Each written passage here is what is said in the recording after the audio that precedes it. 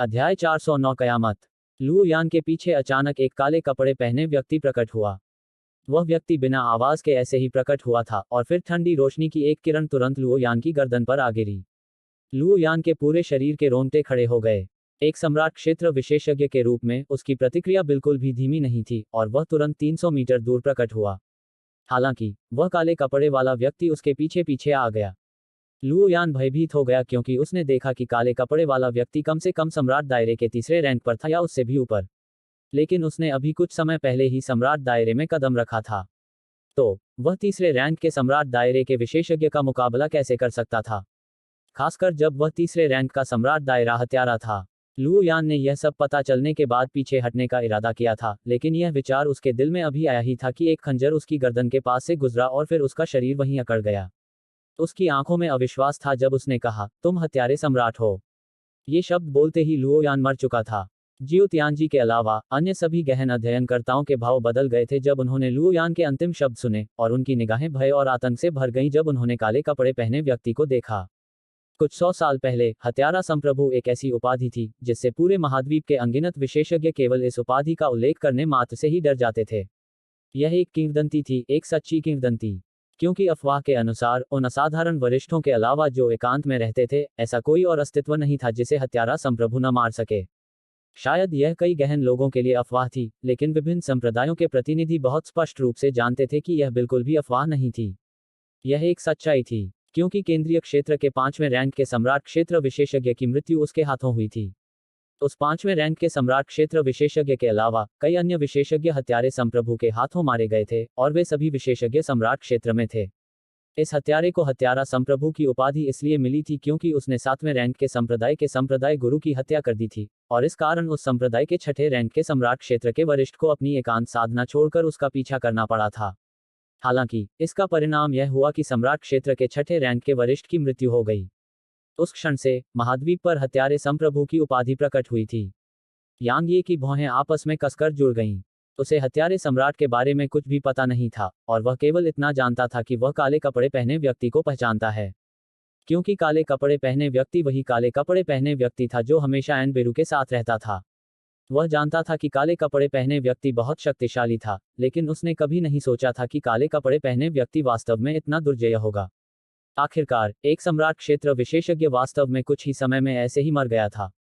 इसके अलावा यांग ये को आश्चर्य हुआ कि क्या यह लुओ यान को मारने का अनबेरू का आदेश था। लुओ यान को मारने के बाद काले कपड़े पहने व्यक्ति ने एन नानजिंग को देखने के लिए मुड़कर देखा। भले ही हर कोई उसका चेहरा नहीं देख पा रहा था, लेकिन वे यह महसूस करने में सक्षम थे कि वह एन नानजिंग को देख रही थी। कुछ ही देर में काले कपड़े पहने व्यक्ति धीरे धीरे एन नानजिंग की ओर चला गया। आसपास के अन्य लोग यह दृश्य देखकर चौंक गए। क्या हत्यारा संप्रभु मार्शल गॉड एन नानजिंग को मारने का इरादा रखता है? नानजिंग की अभिव्यक्ति शांत और शांतिपूर्ण थी। काले कपड़े पहने वह व्यक्ति एन नानजिंग से लगभग 20 मीटर दूर आकर रुक गया, और उसने कुछ देर तक एन नानजिंग को देखा, फिर अचानक कहा, मैं कई मौकों पर तुम्हें मारने की इच्छा से खुद को रोक नहीं पाती, क्योंकि अगर तुम परिपक्व हो गए तो इस आसमान के नीचे कोई भी तुम्हें रोक नहीं सकता। उस समय तुम निश्चित रूप से मेरे एन कबीले के लिए एक विपत्ति बन जाओगे। लेकिन मुझे पता है कि मैं तुम्हें नहीं मार सकती, और मुझे कई मौकों पर तुम्हारी रक्षा भी करनी होगी, क्योंकि तुम एन कबीले की आखिरी उम्मीद हो सकती हो। काले कपड़े पहने व्यक्ति के शब्द थोड़े विरोधाभासी थे, और बाहरी लोग इसे सुनकर भ्रमित हो सकते थे। हालांकि एन नानजिंग ऐसा नहीं था, क्योंकि उसने जिस पहले एन कबीले की बात की थी वह दक्षिणी एन कबीला था, और उसने जिस दूसरे एन कबीले की बात की थी उसमें दोनों एन कबीले शामिल थे। एन नानजिंग ने कहा, मैं कबीले के अंदर के मामलों के बारे में परेशान नहीं होना चाहता, न ही मुझे इसमें कोई दिलचस्पी है। यह सब व्यर्थ है, क्या आपको नहीं लगता? काले कपड़े पहने उस व्यक्ति ने कुछ देर तक एन नानजिंग को घूरा, फिर उसने कहा, अगर तुम 100 साल पहले प्रकट होते तो मैं तुम्हें परिपक्व होने से पहले ही मार देती। लेकिन जैसा कि तुमने कहा, एन कबीले के भीतर की वे तुच्छ बातें अब अर्थहीन हैं। जैसे ही उसने बोलना समाप्त किया, काले कपड़े वाली आकृति की निगाह यांग ये पर पड़ी और उसने कहा, चाहे तुम कितनी भी रहस्यमयी हो या कोई भी तुम्हारी रक्षा कर रहा हो, अगर तुमने उसे धोखा देने और निराश करने की हिम्मत की तो मैं निश्चित रूप से तुम्हारी जान ले लूंगी। जैसे ही उसने बोलना समाप्त किया, वह तुरंत मौके पर ही गायब हो गई। यांग ये ने जब यह सुना तो वह कड़वी मुस्कान के साथ मुस्कुराया। वह स्वाभाविक रूप से समझ गया कि उसका मतलब किससे था। अब उसे आखिरकार यकीन हो गया कि यह एनबेरू ही थी जिसने काले कपड़े पहने व्यक्ति को यहां आने और लुओ यान को मारने का आदेश दिया था। इसलिए जब यांग ये ने यहाँ तक सोचा तो उसका दिल गर्म हो गया। जैसे कि उसने कुछ सोचा हो, यांग ये ने अपना सिर उठाकर लुओ फैंग को देखा। वह यह नहीं भूला था कि यह आदमी उसके साथ मुसीबत मोल लेने आया था। अब जब लुओ यान मर चुका था, तो इस आदमी के पास भरोसा करने के लिए कोई और नहीं था, इसलिए लुओ फैंग को मारने का यह सबसे अच्छा मौका था। हालांकि जब यांग ये कुछ करने वाला था तो जियो तियानजी ने अचानक कहा, अभी के लिए उसकी जान बख्श दो। क्यों? यांग ये हैरान था। जियो तियानजी ने कहा, तुम्हारे पास मू जून को मारने के लिए पर्याप्त कारण थे, और लुओ यांग की मौत का तुमसे कोई लेना देना नहीं है। इसलिए जब तक मैं तुम्हारे साथ हूं, तब तक महान हान साम्राज्य के पास तुम्हारे साथ परेशानी मोल लेने का कोई बहाना या कारण नहीं है। कम से कम खुले तौर पर तो नहीं। हालांकि अगर तुम उसे मार देते हो तो महान हान साम्राज्य के पास तुम्हारे खिलाफ खुले तौर पर कार्रवाई करने के लिए पर्याप्त कारण होंगे। भले ही तुम्हारी वर्तमान ताकत खराब न हो, लेकिन महान हान साम्राज्य का सामना करने के लिए यह अभी भी बहुत कमजोर है। यांग ये ने थोड़ी देर के लिए हिचकिचाहट दिखाई और अंत में हमला नहीं किया। निकट भविष्य में वह निश्चित रूप से वहां लौटने पर दक्षिणी क्षेत्र की शक्तियों के साथ संघर्ष में प्रवेश करेगा। इसलिए अभी महान हान साम्राज्य को नाराज करना निस्संदेह नासमझी थी। हालांकि वह लुओ फैंग को ऐसे ही जाने नहीं दे सकता था, अन्यथा क्या लुओ फैंग इतनी आसानी से नहीं बच जाता। अपनी स्थानिक अंगूठी सौंप दो और मैं तुम्हें तुम्हारी जान लेकर जाने दूंगा। अगर तुम मरना नहीं चाहते तो बकवास करने की कोशिश भी मत करो। यांग ये की तलवार की मंशा बाहर निकल आए और लुओ फैंग पर आ गई। उसकी तीखी और भयंकर तलवार की मंशा भौतिक प्रतीत हो रही थी क्योंकि यह पूरे वातावरण में फैल गई थी, और इसने लुओ फैंग की अभिव्यक्ति को तुरंत बदल दिया। अब उसे अंततः विश्वास हो गया कि मू जून की मृत्यु यांग ये के हाथों हुई थी। किसी और बात का जिक्र किए बिना यांग ये की तलवार की मंशा ही ऐसी चीज थी जिससे उसे डरने के अलावा कोई विकल्प नहीं था। तलवार की मंशा को समझने वाले तलवार साधक ऐसे अस्तित्व थे जिनसे कोई भी प्रखर व्यक्ति नहीं डरता था, खासकर जब वे साधना के एक ही क्षेत्र में थे। यांग यी की आंखें सिकुड़ गईं जब उसने देखा कि लुओ फैंग चुप है, और फिर ड्रैगनबोन उसकी मुट्ठी में दिखाई दिया। अगर लुओ फैंग ने मना कर दिया तो वह अपनी तलवार लहराने में संकोच नहीं करेगा। जहां तक महान हान साम्राज्य की बात है, उसे वास्तव में परवाह नहीं थी, क्योंकि किसी भी मामले में उसे विश्वास नहीं था कि वे उसे जाने देंगे। आखिरकार उसने सम्राट के बेटे को मार डाला था। लुओ फैंग की पलकें झपकने लगी जब उसने यांग ये को अपनी तलवार वापस लेते देखा। जाहिर है उसने उम्मीद नहीं की थी कि यांग ये वास्तव में उसके प्रति हत्या का इरादा जगाएगा। क्या यह आदमी महान हान साम्राज्य के प्रतिशोध से नहीं डरता? जहां तक उसकी स्थानिक अंगूठी का सवाल है, तो वह स्वाभाविक रूप से उसे नहीं छोड़ेगा। आखिरकार अगर वह ऐसा करता है तो वह महान हान साम्राज्य के लिए अपना सम्मान खो देगा, और वह इस तरह के अपराध की जिम्मेदारी नहीं उठा सकता। ठीक उसी समय जब यांग ये हमला करने ही वाला था, जियो तियानजी ने अपना सिर हिलाया और हाथ हिलाया। लुओ फैंग ने जो स्थानिक अंगूठी पहनी थी वह तुरंत उसकी हथेली में आ गई, और उसने उसे यांग ये की ओर फेंक दिया और फिर लुओ फैंग से कहा, क्या तुम अभी भी रुकने का इरादा रखते हो? लुओ फैंग ने यांग यी पर ठंडी नजर डाली, और फिर वह उन 3 सुंदरियों को साथ लेकर मुड़ा और चला गया। यांग ये ने ठंडी आवाज में गुर्राहट की और फिर उसने भीड़ की ओर हल्के से सिर हिलाया। उसके बाद भीड़ के बीच से एक काली छाया तुरंत गायब हो गई। वह खुलेआम लुओ फैंग को नहीं मार सकता था, लेकिन अगर यह गुप्त रूप से किया जाता तो कोई समस्या नहीं होनी चाहिए। इसलिए उसने स्वाभाविक रूप से इस अवसर का लाभ उठाने और लुओ फैंग का सफाया करने का इरादा किया। आखिरकार यांग ये एक ऐसा व्यक्ति था जिसने अपने दुश्मनों को भविष्य के लिए आपदा पैदा करने के लिए स्वतंत्र करने से इनकार कर दिया था। जियो तियानजी ने कियान हुआन को देखा और उदासीनता से कहा, बड़े कियान, छिपे हुए ड्रैगन रैंकिंग समाप्त हो गई है। इसलिए समारोह शुरू करें और इन युवा प्रतिभाओं को कर्म भाग्य प्रदान करें। कियान हुआन ने जियाओ तियानजी की ओर देखा, और वह अपने दिल में बहुत हैरान था। जियाओ तियानजी ने अपनी बेटी की शादी यांग ये से क्यों की? अपनी ताकत के साथ उसे यांग ये की जीवन अवधि को समझने में सक्षम होना चाहिए। जब इसे समझ सकता है तो उसने अभी भी इस तरह से काम क्यों किया है? इसके अलावा उसने यांग ये के लिए महान हान साम्राज्य जैसे विशालकाय को अपमानित करने में संकोच नहीं किया। कियान हुआन को यह समझ में नहीं आया। उसने अपना सिर हिलाया और फिर अपने हाथों को आगे बढ़ाया, और फिर अचानक से आसपास अजीब सी ऊर्जा की किरणें दिखाई दी। उसके बाद दूर की जमीन अचानक से फट गई और फिर एक बहुत बड़ा सफेद ड्रैगन अचानक से जमीन के नीचे से आसमान में उछला। मैदान पर मौजूद डिपोर्फर्स उस विशाल सफेद ड्रैगन को देखकर तुरंत ही बेहद उत्साहित हो गए, क्योंकि लड़ाई के इस दौर के बाद आखिरकार उनके लिए अपने परिश्रम का फल पाने का समय आ गया था। इस समय यांग ये भी काफी उत्साहित था क्योंकि शियाओ यूशी आखिरकार सच में जाग सकता था। इसके अलावा उसकी माँ, छोटी बहन और किंगशी को भी कर्म भाग्य का आशीर्वाद मिल सकता था। कर्म भाग्य प्राप्त करने के बाद उनकी किस्मत थोड़ी सुधरनी चाहिए, है ना? खास तौर पर माँ और छोटी याओ। अध्याय 410 सफेद ड्रैगन। विशाल सफेद ड्रैगन ने हवा में से उन सभी को देखा। उसकी नजर लगातार भीड़ में घूम रही थी, जैसे कि वह किसी चीज की तलाश कर रहा हो। अचानक उसकी नजर यांग ये पर पड़ी, और फिर यांग ये को देखते हुए उसकी आंखों में घबराहट और झिझक दिखाई दी। यांग ये ने हवा में विशाल ड्रैगन को देखते हुए थोड़ा भौहें सिकोड़ी। उसे लगता रहा कि वह उसे देख रहा है, और यह भावना बहुत मजबूत थी। क्या यह हो सकता है कि वह छोटे भंवर से आकर्षित हो? यांग ये ने अचानक यह सोचा।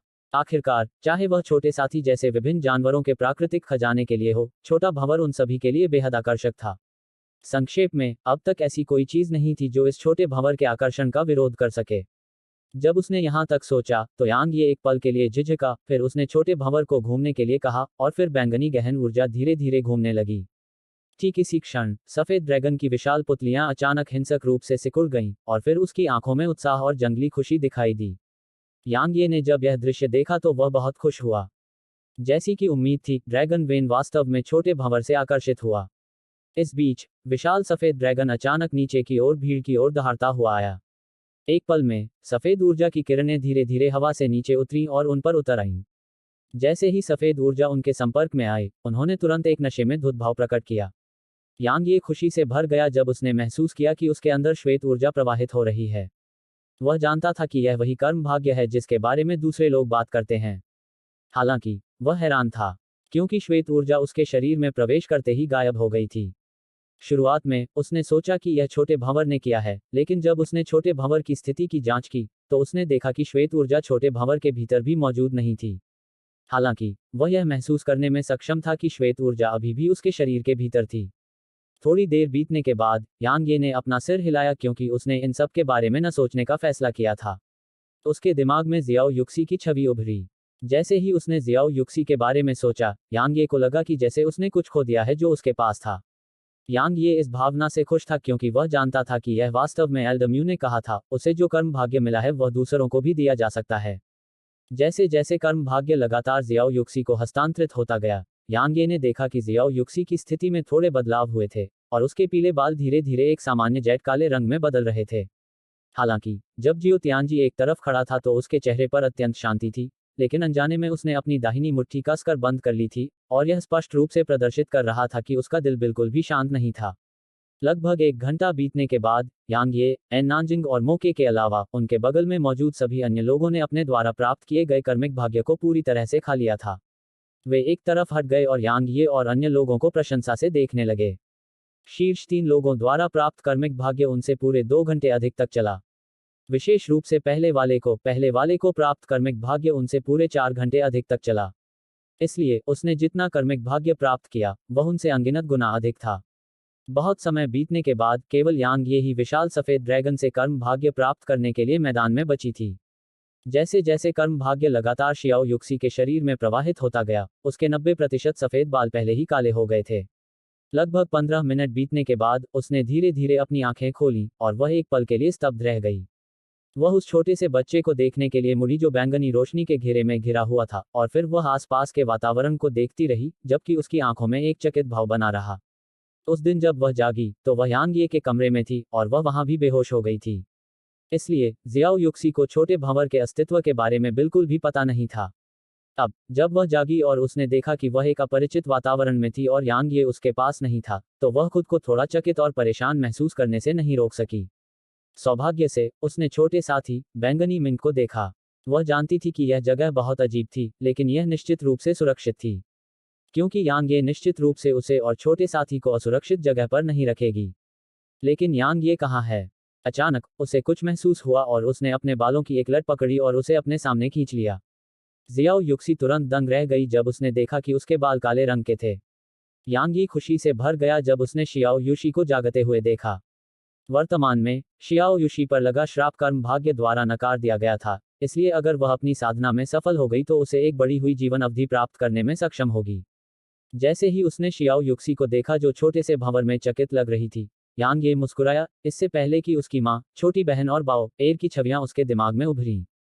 बेशक, सु किंगशी, किनशियायू और एन बेरू की छवियां भी उसके दिमाग में उभरी थीं। उन सभी के बारे में कहा जा सकता है कि वे ऐसे लोग थे जिनकी वह परवाह करता था, इसलिए उसने स्वाभाविक रूप से उम्मीद की कि उनके पास महान कर्म भाग्य होगा और स्वर्ग से आशीर्वाद मिलेगा। अचानक यांग ये ने भौहें सिकोड़ ली क्योंकि उसकी मां की छवि अचानक उसके दिमाग से गायब हो गई थी। जब उसे कर्म भाग्य दिया जा रहा था तो वह जानता था कि जब वह उस व्यक्ति के बारे में सोचेगा जिसके साथ वह कर्म भाग्य साझा करना चाहता है, तो वह अपने और उस व्यक्ति के बीच एक बहुत ही अजीब संबंध महसूस कर पाएगा। वह संबंध एक महीन धागे की तरह था जो उन दोनों को जोड़ता था, और उसे ठीक वैसा ही एहसास हुआ जब उसने अभी अभी जियाओ युक्सी के साथ कर्म भाग्य साझा किया। फिर भी अब उसके और उसकी मां के बीच जो डोरी थी, यह कहना चाहिए कि डोरी ही नहीं थी। ऐसा क्यों हुआ? ठीक इसी क्षण उसके सामने का दृश्य अचानक बदल गया और वह एक धूसर और धुंधली दुनिया में प्रकट हुआ। यांग ये के हाव भाव बदल गए। ठीक इसी समय यांग ये के सामने एक छोटा सा सफेद ड्रैगन प्रकट हुआ और यांग ये उसे देखकर दंग रह गया, क्योंकि यह वास्तव में पहले वाले विशाल ड्रैगन के समान ही था और यह केवल बहुत छोटा था। मानव, चिंतित होने की कोई आवश्यकता नहीं है। मेरा तुम्हारे प्रति कोई बुरा इरादा नहीं है। छोटे सफेद ड्रैगन ने मानव भाषा में बात की और इसने यांग ये को एक बार फिर से चकित कर दिया। थोड़ी देर बीतने के बाद यांग ये ने अपने दिल में घबराहट और सदमे को दबाते हुए कहा, आप ड्रैगन वेन हैं? छोटे सफेद ड्रैगन ने सिर हिलाया। हम कहाँ हैं? यांग ये ने पूछा। छोटे सफेद ड्रैगन ने कहा, यह एक चेतना क्षेत्र है जिसे मैंने स्थापित किया है और हम अपनी चेतना के माध्यम से सीधे संवाद कर रहे हैं। बाहरी दुनिया यहाँ होने वाली हर चीज से पूरी तरह अनजान है। क्या तुम मुझे यहाँ इसलिए लाए हो क्योंकि तुम्हें मुझसे कुछ कहना था? दरअसल यांग ये पहले से ही जानता था कि छोटा ड्रैगन उसे यहाँ क्यों लाया था। ड्रैगन ने बहुत देर तक गहराई से सोचा और फिर बोला, मानव, मुझे ऐसा आभास हुआ कि तुम मुझे अपनी ओर आकर्षित कर रहे हो। मुझे नहीं पता कि यह क्या है, लेकिन मुझे इसमें कोई संदेह नहीं है कि यह मेरी ताकत बढ़ा सकता है। या शायद मुझे यह कहना चाहिए कि तुम मेरी मदद कर सकते हो। मैं आपकी मदद कर सकता हूँ। आपका क्या मतलब है? यांग ये हैरान था। ड्रैगन कुछ देर के लिए चुप हो गया, फिर उसने एक क्रूर भाव प्रकट किया और कहा, मैं अनगिनत वर्षों से यहाँ कैद हूँ। मुझे यहाँ आपकी मानव जाति द्वारा गुलाम बनाया गया है और मुझे आपकी मानव जाति को निरंतर कर्म भाग्य प्रदान करने के लिए मजबूर किया जाता है। हाँ, लालची इंसान, एक दिन तुम्हें इसका बदला भुगतना पड़ेगा। तुम कैद थे। यांग ये चौंक गया। यह कैद है। यह ड्रैगन वेन वास्तव में कैद थी। लेकिन जब उसने इसके बारे में सोचा तो उसे तुरंत समझ आ गई। आखिरकार ड्रैगन वेन वास्तव में कर्म भाग्य प्रदान कर सकती है और इतनी सघन ऊर्जा उत्पन्न कर सकती है, तो क्या कोई संप्रदाय इसे जाने देगा? यह ठीक होता अगर ड्रैगन वेन ने अपनी चेतना नहीं बनाई होती और आकार नहीं लिया होता। दुर्भाग्य से इसने चेतना बनाई थी और आकार लेने में सक्षम थी। दूसरे शब्दों में, यह ड्रैगन वेन के लिए एक त्रासदी थी। आखिरकार यह किसी भी व्यक्ति के लिए एक त्रासदी होगी जो 10,000 से अधिक वर्षों तक कैद में रहा हो।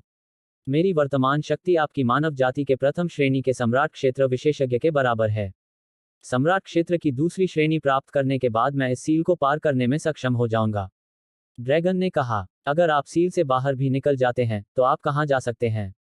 यांग ये ने कहा, आपको स्पष्ट रूप से पता होना चाहिए कि आप मानव जाति, राक्षस जाति या किसी अन्य जाति से संबंधित नहीं हैं। तो एक बार जब आप इस जगह को छोड़ देंगे तो आप कहां जा सकते हैं? एक बार जब आप चले जाएंगे तो आपको अंतहीन पीछा का सामना करना पड़ेगा, है ना? छोटा सफेद ड्रैगन चुप हो गया। इस बीच यांग ये ने कहा, इसके अलावा चलो इस बारे में भूल जाते हैं कि मैं आपकी मदद कर सकता हूं या नहीं। अगर मैं आपकी मदद करने में सक्षम भी हूं, तो क्या आपने सोचा है कि आपको भागने में मदद करने से मुझे क्या हासिल होगा? न केवल मुझे कोई लाभ नहीं होगा, बल्कि मैं उन बड़े संप्रदायों का दुश्मन भी बन जाऊंगा। आप क्या सोचते हैं? ड्रैगन ने अचानक कहा, यदि तुम मेरी मदद करने में सक्षम हो तो मैं तुम्हें वे लाभ दूंगा जो तुम चाहते हो। यांग ये ने अपना सिर हिलाया और कहा, क्या तुम अभी भी नहीं समझे कि मेरा क्या मतलब है? यह लाभ के बारे में नहीं है, और यह अभी भी मेरे पिछले प्रश्न के बारे में है। अगर तुम इस जगह से भाग भी गए तो तुम कहां जाओगे? यांग यी ने देखा होगा कि भले ही वह छोटा सफेद ड्रैगन अनगिनत सालों से जीवित था, लेकिन उसका स्वभाव शायद एक बच्चे जैसा था। आखिरकार वह बाहरी दुनिया के लोगों या जीवित प्राणियों के संपर्क में नहीं आया था। तो फिर आपको क्या लगता है मुझे क्या करना चाहिए? सफेद ड्रैगन ने लंबे समय तक सोचा था लेकिन कुछ भी नहीं सोच सका, इसलिए वह केवल यांग ये से पूछ सका। यांग यी के मुंह के कोने तुरंत थोड़े से मुड़ गए जब उसने छोटे सफेद ड्रैगन की आवाज सुनी, और फिर उसमें हल्की सी मुस्कान आ गई। अध्याय 411 जियो युक्सी। मैं तुम्हें अपने साथ ले जा सकता हूं, लेकिन तुम्हें मुझसे कुछ वादा करना होगा। तुम यहां से जाने के बाद मेरी बात मानोगे, और तुम मेरी अनुमति के बिना अपनी मर्जी से यहां नहीं आ सकते। बेशक मैं तुम्हें हमेशा ऐसे ही नहीं रहने दूंगा, और जब सब कुछ शांत हो जाए तो तुम यहां से जा सकते हो। तुम क्या सोचते हो? यांग ये ने बहुत शांत स्वर में कहा, लेकिन वह अपने दिल में शब्दों से परे उत्साहित था। यह एक सम्राट क्षेत्र विशेषज्ञ है। अगर यह साथी मेरे साथ दक्षिणी क्षेत्र में लौटता है तो यह मेरी ओर से लड़ने के लिए एक असाधारण अधीनस्थ को रखने के बराबर होगा। जब वह एक सम्राट क्षेत्र विशेषज्ञ को पाने वाला था जो उसकी ओर से लड़ेगा, तो वह उत्साहित कैसे नहीं हो सकता था। यांग ये की बात सुनकर छोटा सफेद ड्रैगन बहुत खुश हुआ। क्या तुम सच में मुझे अपने साथ ले जा सकते हो? मुझे धोखा मत दो, वरना मैं तुम्हें मार डालूंगा। यांग ये ने कहा, बेशक मैं ऐसा नहीं करूंगी। आखिर ऐसा करने से मुझे क्या लाभ होगा? लेकिन तुम्हें अपने साथ ले जाने से मुझे क्या लाभ होगा? छोटा सफेद ड्रैगन कुछ देर के लिए चुप हो गया और फिर बोला, यहाँ की घटनाएं समाप्त होने के बाद यहाँ फिर से आने के लिए उपयुक्त समय की तलाश करें। यहाँ जमीन के नीचे कुछ चमकीली और चमकती हुई चीजें हैं। मुझे नहीं पता कि वे क्या हैं, लेकिन मुझे लगता है कि आपको वे पसंद आएंगी। मेरे पास ऐसी बहुत सी चीजें हैं और मैं वे सब आपको दे दूंगा। ठीक है, चमकदार, चमकीला, ये क्या है? लेकिन शायद ये कचरा नहीं है। हालांकि यांग ये ने इस बात से इनकार कर दिया। उसने कहा, यहाँ तक कि तुम भी उन चीजों को नहीं चाहते हो, फिर भी तुम उन्हें मुझे देना चाहते हो। क्या तुम्हारा आभार सिर्फ इतना ही है? आखिरकार मैं तुम्हें बचाने के लिए अपनी जान जोखिम में डाल रहा हूँ। सफेद ड्रैगन ने धीमी आवाज में कहा, क्या तुम आज रात यहाँ आओगे और मैं तुम्हें अपने निवास पर ले जाऊंगा? तुम जो चाहो ले सकते हो, ठीक है। यांग ये ने जब यह सुना तो उसका दिल जोर से धड़क उठा। आखिरकार यह हजारों सालों से जमा किया गया खजाना था, इसलिए स्वाभाविक रूप से उसे यह विश्वास नहीं हुआ कि सफेद ड्रैगन ने सिर्फ कूड़ा कचरा इकट्ठा किया है और उनमें निश्चित रूप से कई खजाने होंगे। हालांकि वह उत्साहित था, लेकिन वह इतना मूर्ख नहीं था कि वह इसे प्रकट कर दे। क्योंकि ड्रैगन में बच्चे जितनी बुद्धि तो थी, लेकिन वह मूर्ख नहीं था। यांग ये ने कुछ देर तक हिचकिचाहट का नाटक किया, फिर कहा, ठीक है, मैं इसे एक अच्छा काम मानूंगा। यह सुनकर सफेद ड्रैगन तुरंत प्रसन्न हो गया और उसने कहा, यदि आप वास्तव में मुझे इस कारावास से बचाने में सक्षम हैं तो मैं निश्चित रूप से आपका बदला चुकाऊंगा। इसका जिक्र मत करो। यांग ये ने सिर हिलाया और कहा, मुझे तुमसे एक सवाल पूछने दो। मैं अपना कर्म भाग्य किसी दूसरे व्यक्ति को हस्तांतरित क्यों नहीं कर पाया? इसका क्या कारण है? वह व्यक्ति मर चुका है या उस व्यक्ति का समय समाप्त होने वाला है? सफेद ड्रैगन ने कहा, क्योंकि यही एकमात्र कारण है जो कर्म भाग्य को स्थानांतरित होने से रोकता है। यांग ये ने अचानक अपनी मुट्ठियां कस लीं और उसकी आंखें तुरंत लाल हो गईं। बहुत समय बीतने के बाद ही वह अपने दिल में क्रोध और भय को शांत कर पाया। यांग ये ने अपना संयम बनाए रखने के लिए कड़ी मेहनत की क्योंकि उसकी मां अभी भी जीवित होनी चाहिए थी। आखिरकार एल्दम्यू ने कहा था कि उसकी मां अभी ठीक रहेगी। चूंकि यह कहा गया था कि ऐसा इसलिए हो सकता है क्योंकि किसी का समय समाप्त होने वाला है, तो इसका मतलब है कि मां अभी बहुत बुरी स्थिति में है। यह एक वादा है, तुम्हें आज रात यहां आना ही होगा, सफेद ड्रैगन ने कहा। उसके बाद यांग ये ने महसूस किया कि उसके सामने का दृश्य बदल गया है, और जब उसने फिर से अपनी आंखें खोली तो वह अभी भी युद्ध के मैदान में खड़ा था। विशाल सफेद ड्रैगन ने हवा में से यांग यी पर एक गहरी नजर डाली, और फिर वह सफेद रोशनी की किरण में परिवर्तित हो गई जो जमीन में प्रवेश कर गई। इसके बाद केंद्रीय क्षेत्र के संप्रदायों के प्रतिनिधि अपने चुने हुए शिष्यों के साथ चले गए, और फिर विभिन्न क्षेत्रों के शेष प्रमथक भी क्रमशः चले गए। मौके ने आन नानजिंग और यांग यी की ओर देखा और फिर वह शैतान जाति के सदस्यों का नेतृत्व करते हुए मुड़ा और चला गया। एन नानजिंग ने यांग यी की ओर देखा और कहा, हमारे समझौते को याद रखो। जैसे ही उसने बोलना समाप्त किया, वह मुड़ी और चली गई। कुछ ही समय में केवल यांग ये, उसके भाई और शियाओ तियानजी ही मैदान में बचे थे। जियो तियानजी ने अपना हाथ हिलाया और फिर झांग लियू और अन्य लोग तुरंत मौके पर गायब हो गए, जबकि उनका ठिकाना अज्ञात था। यांग ये को यह देखकर झटका लगा और उसने जियो तियानजी को देखा। बाद में मुस्कुराया और कहा, चिंता मत करो, मैंने उन्हें बस थोड़ी देर के लिए जाने के लिए कहा था। यांग ये ने सिर हिलाया और कहा, वरिष्ठ, आगे बढ़ो। जियो तियानजी ने कहा, सबसे पहले मैं युक्सी की किस्मत बदलने के लिए आपको धन्यवाद देना चाहता हूं, और उसके लिए इतना कुछ करने के लिए आपका धन्यवाद। अब मुझे आपको चेतावनी देनी है। उस छोटी लड़की ने छोटी उम्र से ही बहुत कुछ सहा है। उसकी मां की कम उम्र में मृत्यु हो गई, इसलिए वह मेरे साथ दुनिया भर में घूमती रही, जिसके कारण वह एक सामान्य लड़की की तरह खुशी से बड़ी नहीं हो पाई। मुझे उम्मीद है कि आप उसके साथ अच्छा व्यवहार करेंगे और उसे निराश नहीं करेंगे। बेशक, यांग ये ने कहा।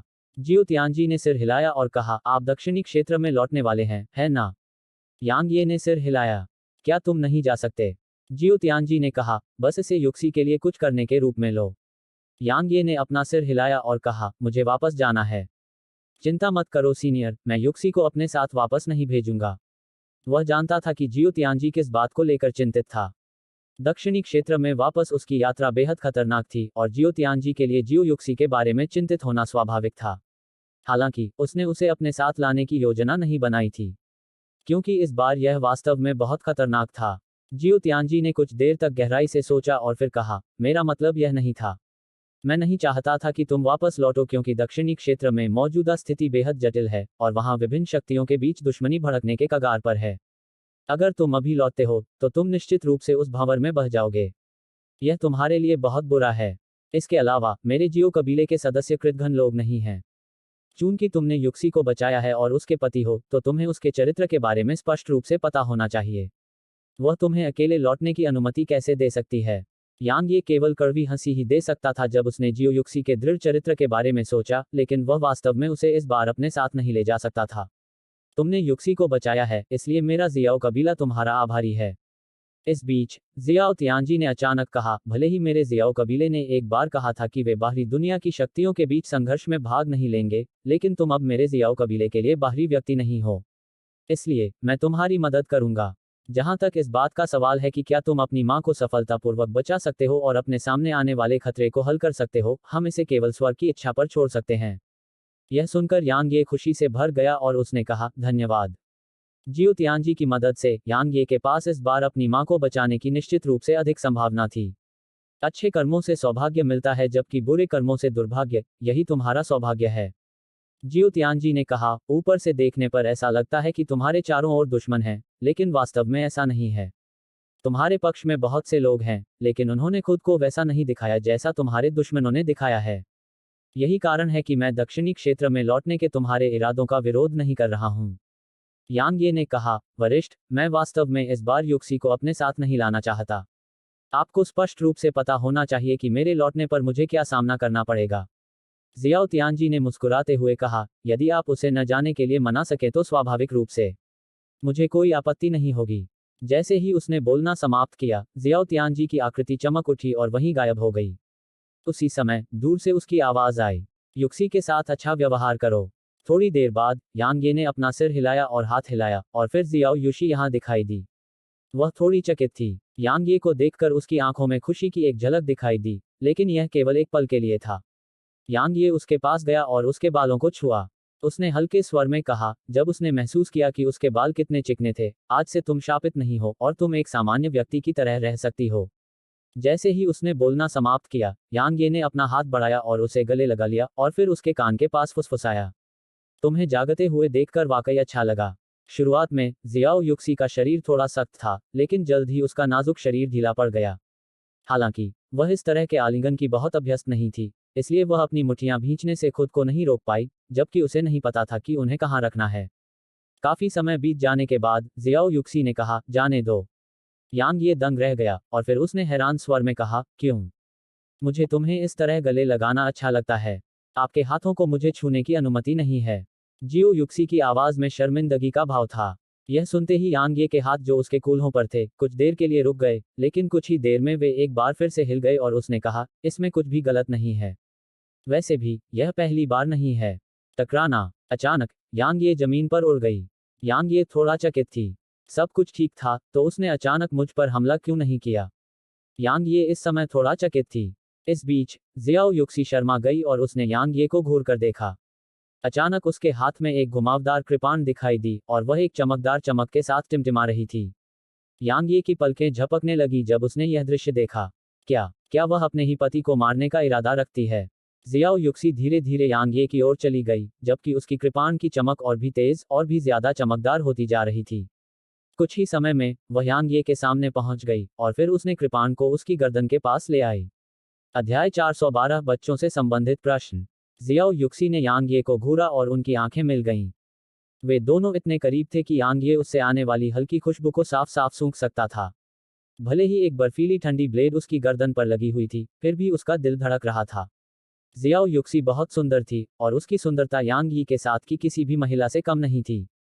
उसके पास शानदार चेहरे की विशेषताएं थीं, एक जेड सफेद रंग और आंखें जो शरद ऋतु के दौरान स्वच्छ पानी की तरह साफ थीं। भले ही उसके चेहरे पर अक्सर बर्फीले ठंडे भाव रहते थे, लेकिन इस बात से इनकार नहीं किया जा सकता था कि वह बेहद खूबसूरत और आकर्षक थी। शियाओ युशी सुकिंगशी से अलग थी। सुकिंगशी में एक तरह की ऊंची ठंडक थी और वह हड्डियों तक ठंडी थी। वह 10,000 साल पुरानी बर्फ की सिल्ली की तरह थी जो किसी के भी सामने ठंडी रहती थी और यह दूसरों को उससे दूर रखती थी। दूसरी ओर शियाओ युक्सी बाहर से ठंडी और अंदर से गर्म थी। वह केवल सतह पर ठंडी थी, या अधिक सटीक रूप से कहें तो उसने उस ठंडक का उपयोग खुद को बचाने के लिए किया। एक बार जब कोई उसे जान लेता है और उसका विश्वास जीत लेता है, तो वह अनजाने में अपना प्यारा पक्ष प्रकट कर देती है। यांग ये के इतने करीब पहुंचते ही जियाओ युक्सी का चेहरा फिर से लाल हो गया। हालांकि उसने खुद को शांत रहने के लिए मजबूर किया, और जब उसने यांग ये की आंखों में मुस्कुराहट देखी तो पीछे हटने का विकल्प नहीं चुना, बल्कि वह उसके करीब चली गई।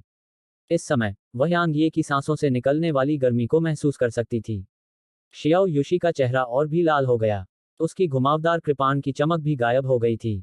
इस बीच उसकी कृपाण अभी अभी यांग यी की गर्दन के करीब लाई गई थी, लेकिन अब वह उसकी गर्दन के ठीक सामने थी।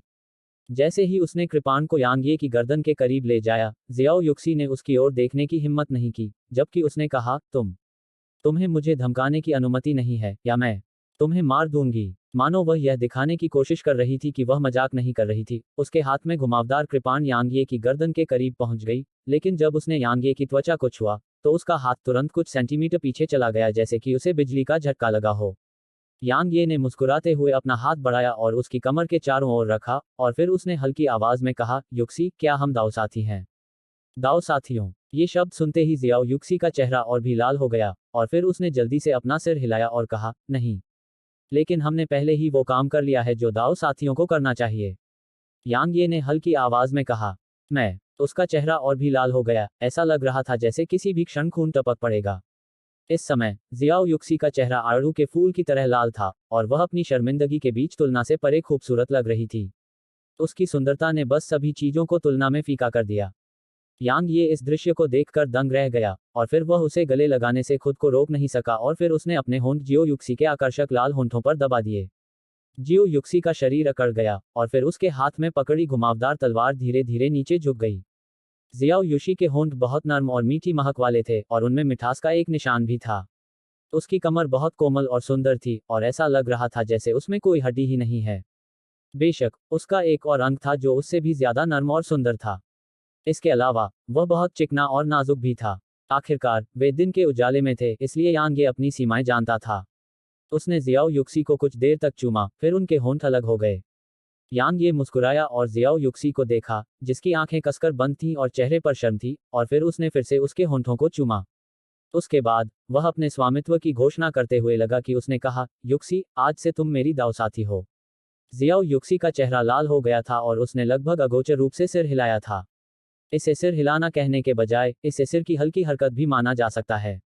वह जानता था कि शियाओ युक्सी शर्मीली है और उसका सिर हिलाना पहले से ही उसकी सीमा पर था।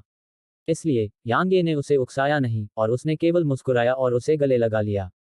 यांग ये को यह एहसास वाकई अच्छा लगा, क्योंकि उसने कभी ऐसा एहसास नहीं महसूस किया था। उस प्रलोभक किनशियाइयों के साथ उसके गले मिलने का कारण अधिकतर वासना ही थी। सु किंगशी के लिए उन्होंने सिर्फ एक बार गले लगाया था जब वे पूरी तरह से होश में थे, और यह 2 सांसों तक भी नहीं चला था। ऐसी परिस्थितियों में वह संभवतः कुछ भी कैसे महसूस कर सकता था। यांग ये को वास्तव में जियो युक्सी को गले लगाना पसंद था, क्योंकि जब वे इस तरह एक दूसरे की बाहों में थे तो वह बहुत संतुष्ट और धन्य महसूस करता था। जैसे ही उसने अपनी बाहों में सुंदरता को देखा, यांग ये ने खुद से कहा, वास्तव में मैं ज्यादा कुछ नहीं मांगता। यांग ये को एक कहावत याद आई, मैं दिल से एक दयालु व्यक्ति हूँ, लेकिन जब वास्तविकता दयालुता को बुराई करने पर मजबूर करती है तो मैं क्या कर सकता हूँ। इस दुनिया में रहते हुए हमेशा ऐसी कई चीजें होती हैं जिनका कोई विरोध नहीं कर सकता, और ऐसी चीजें भी होती हैं जिन्हें उसे करना ही पड़ता है, भले ही वह उसे पसंद न हो।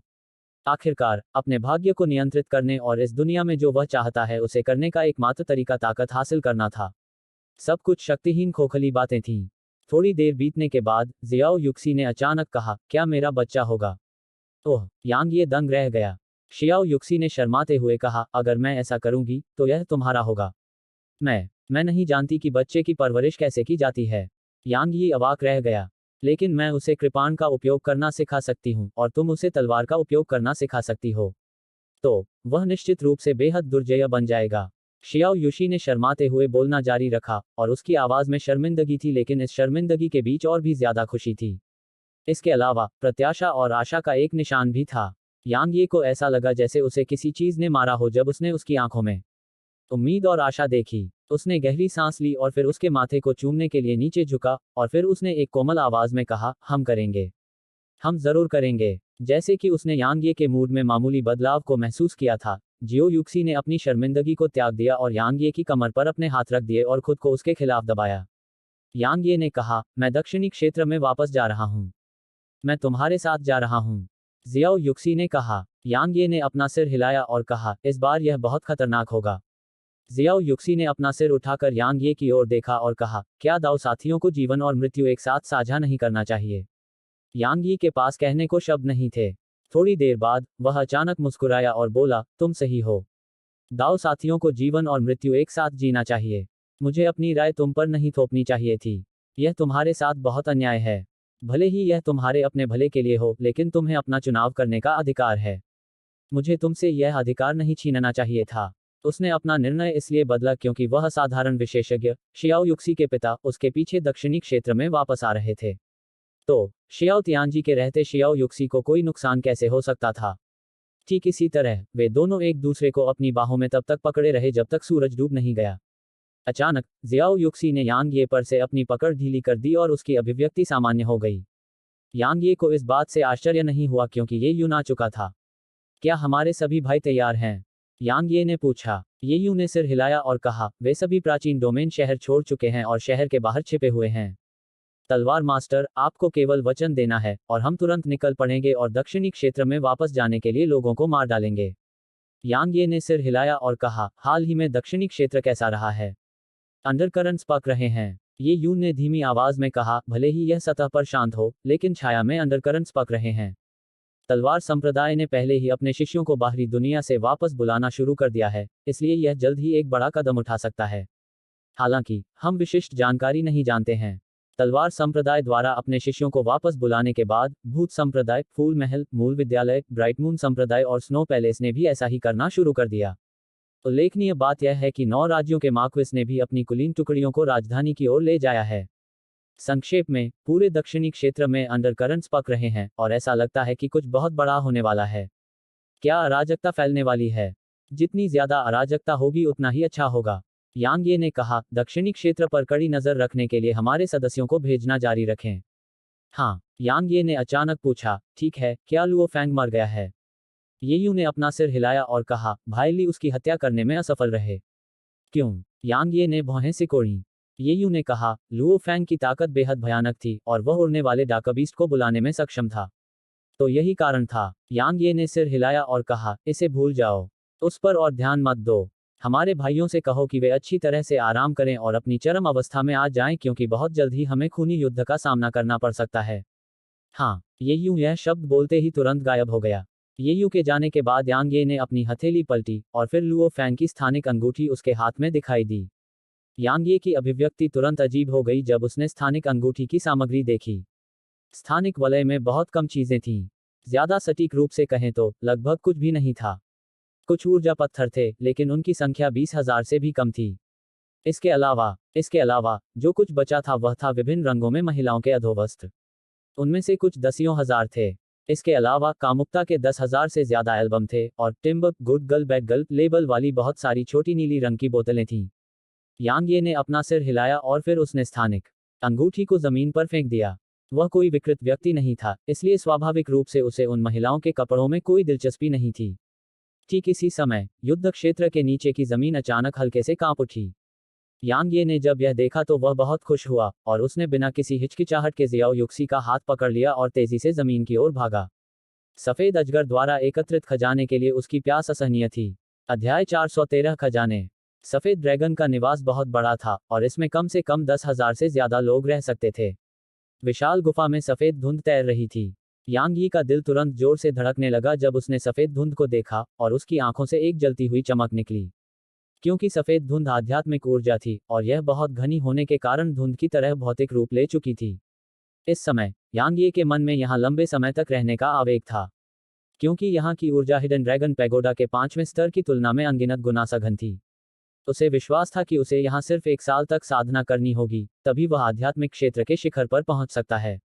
दुर्भाग्य से वह अब यहाँ नहीं रह सकता था, इसलिए वह बेहद उदास था और उसके दिल में द्वंद्व था। जियाओ युक्सी भी अपने सामने इस दृश्य को देखकर चौंक गई, क्योंकि यहाँ की आत्मिक ऊर्जा वास्तव में अत्यंत सघन थी और यह बिल्कुल भी ऐसी चीज नहीं थी जिसकी तुलना कोई भी संप्रदाय या कबीला कर सके। यह गहन अध्ययन करने वालों के लिए एक सच्चा स्वर्ग था। यांग ये और शियाओयुशी बेहद हैरान थे, लेकिन उनके सामने मौजूद सफेद ड्रैगन को इसकी आदत लग गई थी। ऐसा लग रहा था जैसे सफेद धुंध उसके लिए सिर्फ हवा थी। आओ, जो चीजें मैंने इकट्ठी की हैं वे आगे हैं, सफेद ड्रैगन ने कहा। यांग ये ने एक गहरी सांस ली, अपने दिल में सदमे को दबाया, और फिर जियो युक्सी का हाथ पकड़ लिया और सफेद ड्रैगन का पीछा करने लगा। सफेद ड्रैगन यांग ये और शियाओ युशी को अपने निवास के एक कोने में ले गया, और फिर उसने आगे की ओर इशारा किया। ये सभी चीजें हैं जो मैंने यहाँ इकट्ठी की हैं। ये चमकदार और चमकीली चीजें यहाँ प्राकृतिक रूप से बनती हैं। ये खाने में अच्छी नहीं लगती, इसलिए मैंने इन्हें यहाँ फेंक दिया।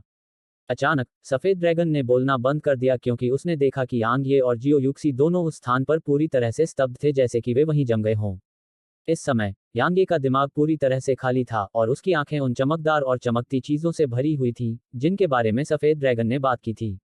यह सिर्फ उसकी ही नहीं थी, यहाँ तक कि जियाओ युक्सी की भी चमकीली आंखें चौंक कर चौड़ी हो गई थीं।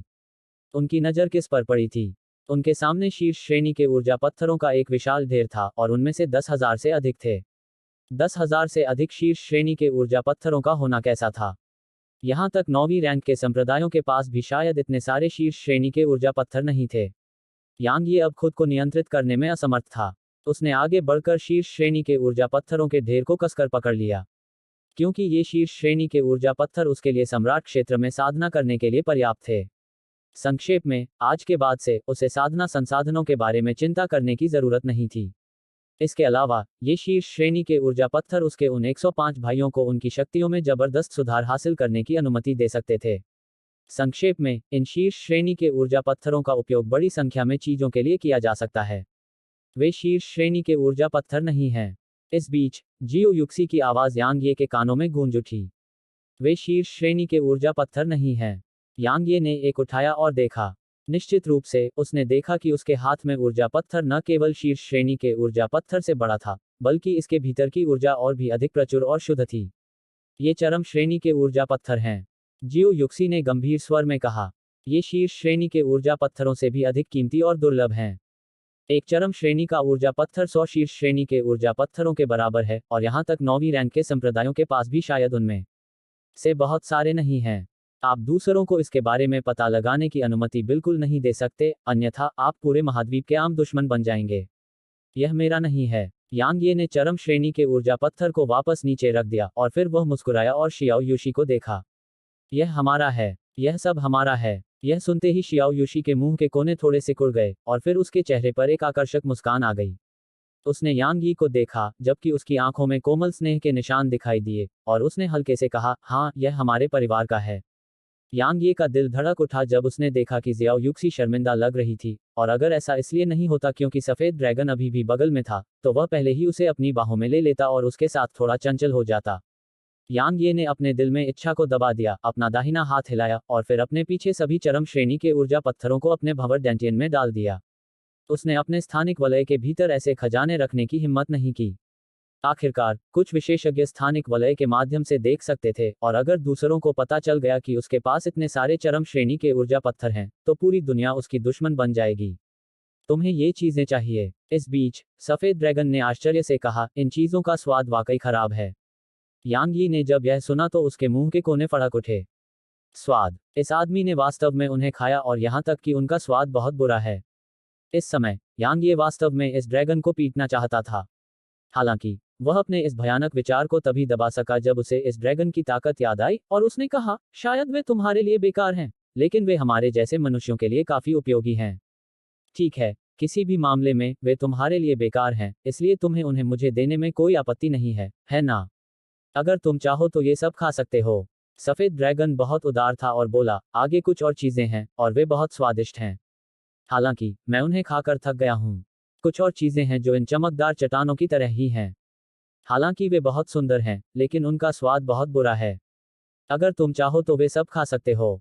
यांग ये बहुत खुश हुआ, और फिर उसने उस कोने की ओर देखा जिसके बारे में सफेद ड्रैगन ने बात की थी, और जब उसने उस कोने में खजाने को देखा तो उसकी आंखें तुरंत खुली की खुली रह गईं।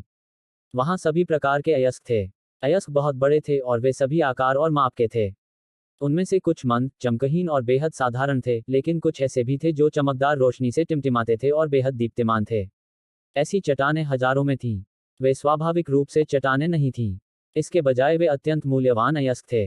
इन अयस्कों के अलावा वे चीजें भी वहां मौजूद थीं जिनके बारे में सफेद ड्रैगन ने कहा था कि वे स्वादिष्ट हैं, और उन्हें देखकर यांग ये के दिल की धड़कनें तेज हो गईं।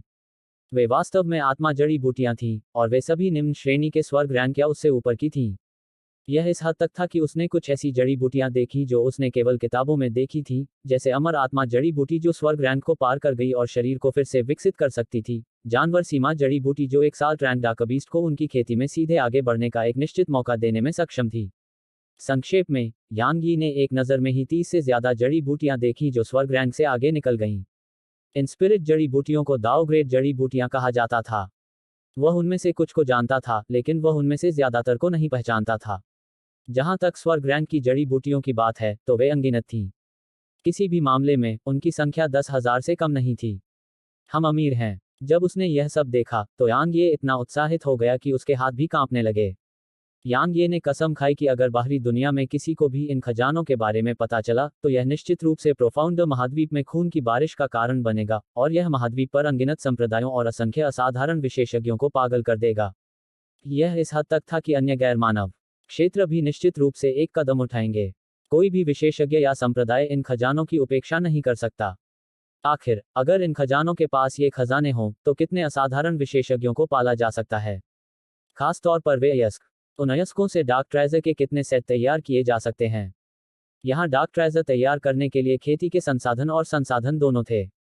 दूसरे शब्दों में, जब तक कोई संप्रदाय इन सभी खजानों को प्राप्त कर लेता है, तब तक वह निश्चित रूप से अपने सभी शिष्यों को थोड़े समय के भीतर अपनी ताकत में जबरदस्त सुधार का अनुभव करा सकता है। उत्साह और खुशी के एक पल के बाद यांग ये शांत होने लगा। भले ही ये खजाने महान थे, लेकिन वे दिन की रोशनी नहीं देख सकते थे। कम से कम वह उनमें से बहुत अधिक को उजागर नहीं कर सकता था, अन्यथा वह चाहे जितने भी जीवन जीते, जीवित नहीं रह पाता। अपने हाथ की एक लहर से यांग ये ने इन सभी खजानों को छोटे भंवर के भीतर रख दिया।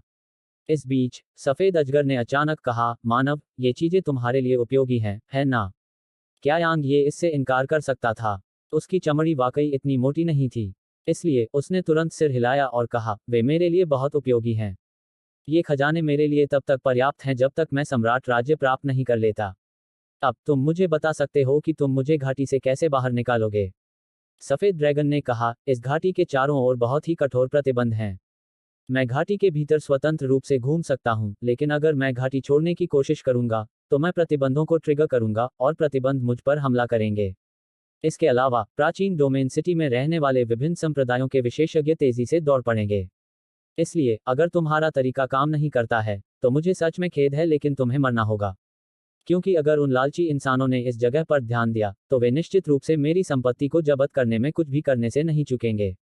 भले ही मुझे वे वास्तव में पसंद न हो, मैं उन्हें उन शापित मनुष्यों को नहीं देना चाहता। यांग ये जानता था कि सफेद ड्रैगन के इतने उदार होने, उसे पहले यहाँ लाने, और उसे ये खजाने पहले ही देने का मुख्य कारण यह नहीं था कि वह उस पर भरोसा करता था, बल्कि इसका कारण यह था कि सफेद ड्रैगन को अपनी ताकत पर पूरा भरोसा था। वास्तव में, सफेद ड्रैगन की तुलना में उसकी ताकत चींटी की ताकत से अलग नहीं थी। हालांकि यह काफी हतोत्साहित करने वाला था, लेकिन यह एक सच्चाई थी। जब सफेद ड्रैगन ने यांग ये को चुप देखा तो उसकी आंखें धीरे धीरे ठंडी हो गईं। उसे धोखा दिया जाना पसंद नहीं था, खासकर किसी इंसान द्वारा। इस समय जियाओ युक्सी की खूबसूरत नजरें यांग ये पर भी थीं। वह इस बात को लेकर बहुत उत्सुक थी कि यांग ये सफेद ड्रैगन को अपने साथ कैसे लाना चाहता है। वह जानती थी कि यांग ये के पास इसे पूरा करने का कोई तरीका है, नहीं तो यांग ये इतना जोखिम नहीं उठाता। अध्याय 414 खजाना इकट्ठा करने वाले कमरे में वापस। यांग ये ने सफेद ड्रैगन को देखते हुए कहा, क्या तुम्हें अभी भी वह समझौता याद है जो हमने किया था? सफेद ड्रैगन ने सिर हिलाया और कहा, हमारे जाने के बाद मैं आपके साथ रहूंगा, और मैं अस्थायी रूप से आपकी आज्ञा का पालन करूंगा और खुद को जल्दबाजी में नहीं दिखाऊंगा। यांग ये ने सिर हिलाया और फिर उसने अपना दाहिना हाथ आगे बढ़ाया। बैंगनी रंग की रोशनी की एक किरण निकली और तुरंत सफेद ड्रैगन को घेर लिया। उसके बाद वह वहीं गायब हो गई और छोटे भंवर के भीतर प्रकट हुई। जिस कारण से उसने सफेद ड्रैगन से वादा करने की हिम्मत की कि वह उसे अपने साथ ले जाएगा, वह स्वाभाविक रूप से छोटे भंवर के कारण था। क्योंकि सफेद ड्रैगन द्वारा बताए गए तथाकथित प्रतिबंध निश्चित रूप से बेकार हो जाएंगे जब वह सफेद ड्रैगन को छोटे भंवर में डाल देगा। किसी भी मामले में अब तक उसने एक भी ऐसी चीज नहीं देखी थी जो छोटे भंवर का विरोध कर सके। बेशक सफेद ड्रैगन द्वारा छोटे भंवर को जबरदस्ती छीन लेने की समस्या उससे छिपी नहीं थी। अगर यह अतीत में होता तो वह सफेद ड्रैगन को छोटे भंवर के अस्तित्व के बारे में नहीं बताता, भले ही उसे इन खजानों को छोड़ना पड़े और एक असाधारण विशेषज्ञ को पाने का मौका भी छोड़ना पड़े जो उसकी ओर से लड़ेगा। लेकिन अब जब उसे पता चला कि छोटे भंवर में एक असाधारण रूप से डरावनी छोटी लड़की रहती है, तो स्वाभाविक रूप से उसे अब उससे डर नहीं लगता। उसने खुद देखा था कि वह छोटी लड़की कितनी डरावनी थी और वह छोटा भंवर कितना रहस्यमय और भयानक था। इसलिए जब तक कि वह छोटा भंवर स्वेच्छा से उसे छोड़कर नहीं चला जाता, तब तक अन्य लोग अगर उसे बलपूर्वक पकड़ने की कोशिश करते, तो वे निश्चित रूप से मौत को आमंत्रित करते, खासकर अगर वे उसके भीतर रहते हुए ऐसा करने की कोशिश करते। यह तब भी लागू होता है जब सफेद ड्रैगन एक सम्राट क्षेत्र विशेषज्ञ होता। जब सफेद ड्रैगन छोटे भंवर में घुसा तो वह पहले तो अचंभित रह गया, फिर वह बहुत खुश हो गया और छोटे भंवर के भीतर लगातार घूमने लगा। कुछ ही समय में छोटा भंवर उसे देखने में असमर्थ हो गया और एक भयावह आभा ने सफेद ड्रैगन को घेर लिया। उसके बाद यांग ये ने आश्चर्य से देखा कि सफेद ड्रैगन ठीक उसी तरह से व्यवहार कर रहा था जैसे अतीत में डाकबीस्ट करते थे। उसने एक भयभीत भाव भी प्रकट किया। इस समय यांग ये के दिल में जबरदस्त लहरें उठ रही थी क्योंकि उसने देखा कि वह छोटा भंवर उसकी कल्पना से भी ज्यादा भयानक लग रहा था। हे भगवान, वह सफेद ड्रैगन एक मोनाक रियल्म विशेषज्ञ है, लेकिन फिर भी छोटे भंवर का सामना करते समय उसने इतना भयभीत भाव प्रकट किया। आखिर वह छोटा भंवर क्या है? मोनाक रियल्म विशेषज्ञ भी इससे इतना भयभीत क्यों महसूस करेंगे? कोई बात नहीं, अंत में यह अच्छी बात थी। पहले वह अभी भी काफी चिंतित था कि छोटा भंवर सफेद ड्रैगन को नियंत्रित नहीं कर पाएगा, लेकिन अब ऐसा लग रहा था कि उसकी चिंता अनावश्यक थी। जियाओ युक्सी ने अचानक पूछा, तुमने उसे उस जगह पर रखा था? यांग ये ने सिर हिलाया। स्वाभाविक रूप से वह इसे जियाओ युक्सी से नहीं छिपाएगा। जियो युक्सी ने हल्के से सिर हिलाया और फिर चुप हो गई। यांग ये उसके पास गया, अपना हाथ बढ़ाकर उसका हाथ पकड़ लिया, और फिर उसने हल्की आवाज में कहा, तुम मुझसे क्यों नहीं पूछती कि वह जगह कौन सी है? वह बहुत उत्सुक था, क्योंकि तार्किक रूप से कहें तो उसे बहुत उत्सुक होना चाहिए।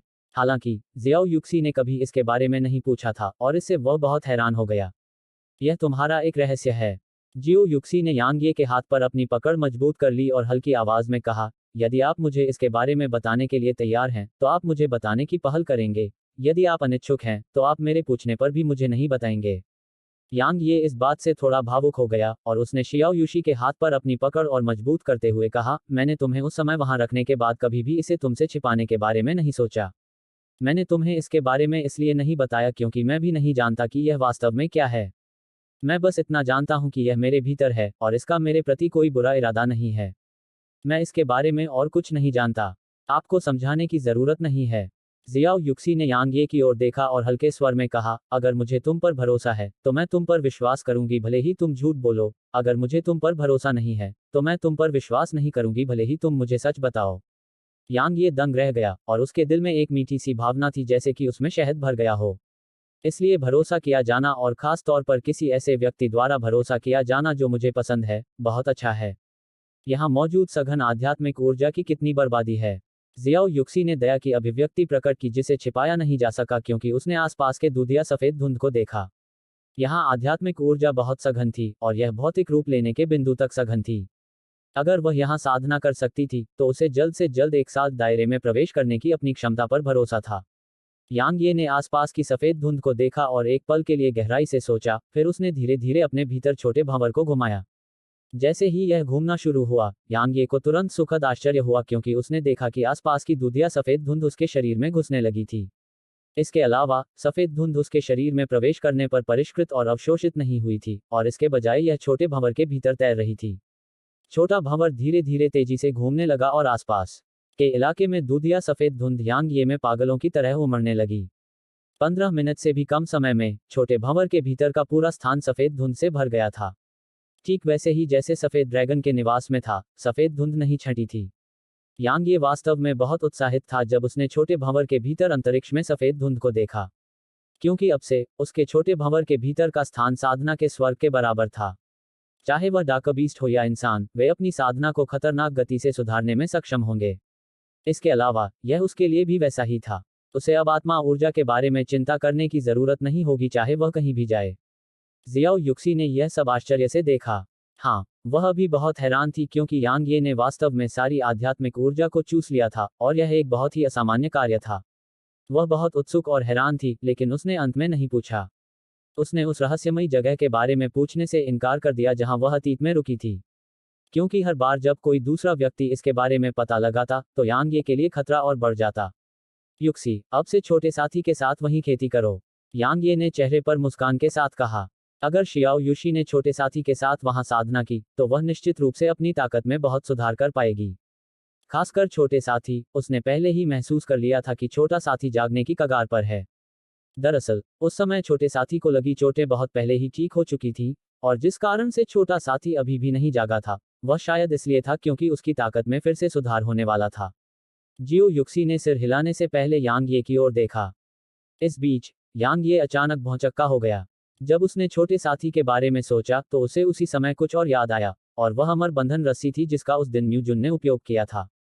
उसने अमर बंधन रस्सी की ताकत को व्यक्तिगत रूप से देखा था।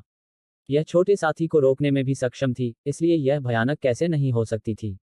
हालांकि उस दिन जब उसने म्यूजुन की स्थानिक अंगूठी की खोज की थी तो उसने अमर बंधन रस्सी पर ध्यान नहीं दिया था। क्या यह उस पर हो सकता है? जब उसने इस बिंदु तक सोचा, यांग ये ने अपना हाथ हिलाया और प्राचीन म्यान की तलवार आत्मा यहां प्रकट हुई। यांग ये ने उसके साथ विनम्रता का आदान प्रदान नहीं किया और कहा, उस आदमी म्यूजुन को यहां लाओ। उसने म्यूजुन और मोकिंग्यू को छोटे भंवर में नहीं रखा था क्योंकि उसे अभी भी प्राचीन म्यान की तलवार आत्मा पर भरोसा नहीं था। जब उसने तलवार आत्मा से म्यूजुन को अपने पास लाने के लिए कहा तो उसने सीधे पूछा, तुमने अमर बंधन रस्सी कहाँ रखी है? आत्मा कठपुतली तकनीक के कारण म्यूजुन ने स्वाभाविक रूप से आज्ञाकारी ढंग से उत्तर दिया, मास्टर, यह तलवार सेवक की कमर पर है। जैसे ही उसने बोलना समाप्त किया उसने कुछ शब्द बुदबुदाए और फिर तुरंत उसकी कमर पर एक सुनहरी रस्सी प्रकट हो गई। तो यह उस पर था। यांग ये ने इशारा किया और फिर रस्सी तुरंत उसकी हथेली में आ गई।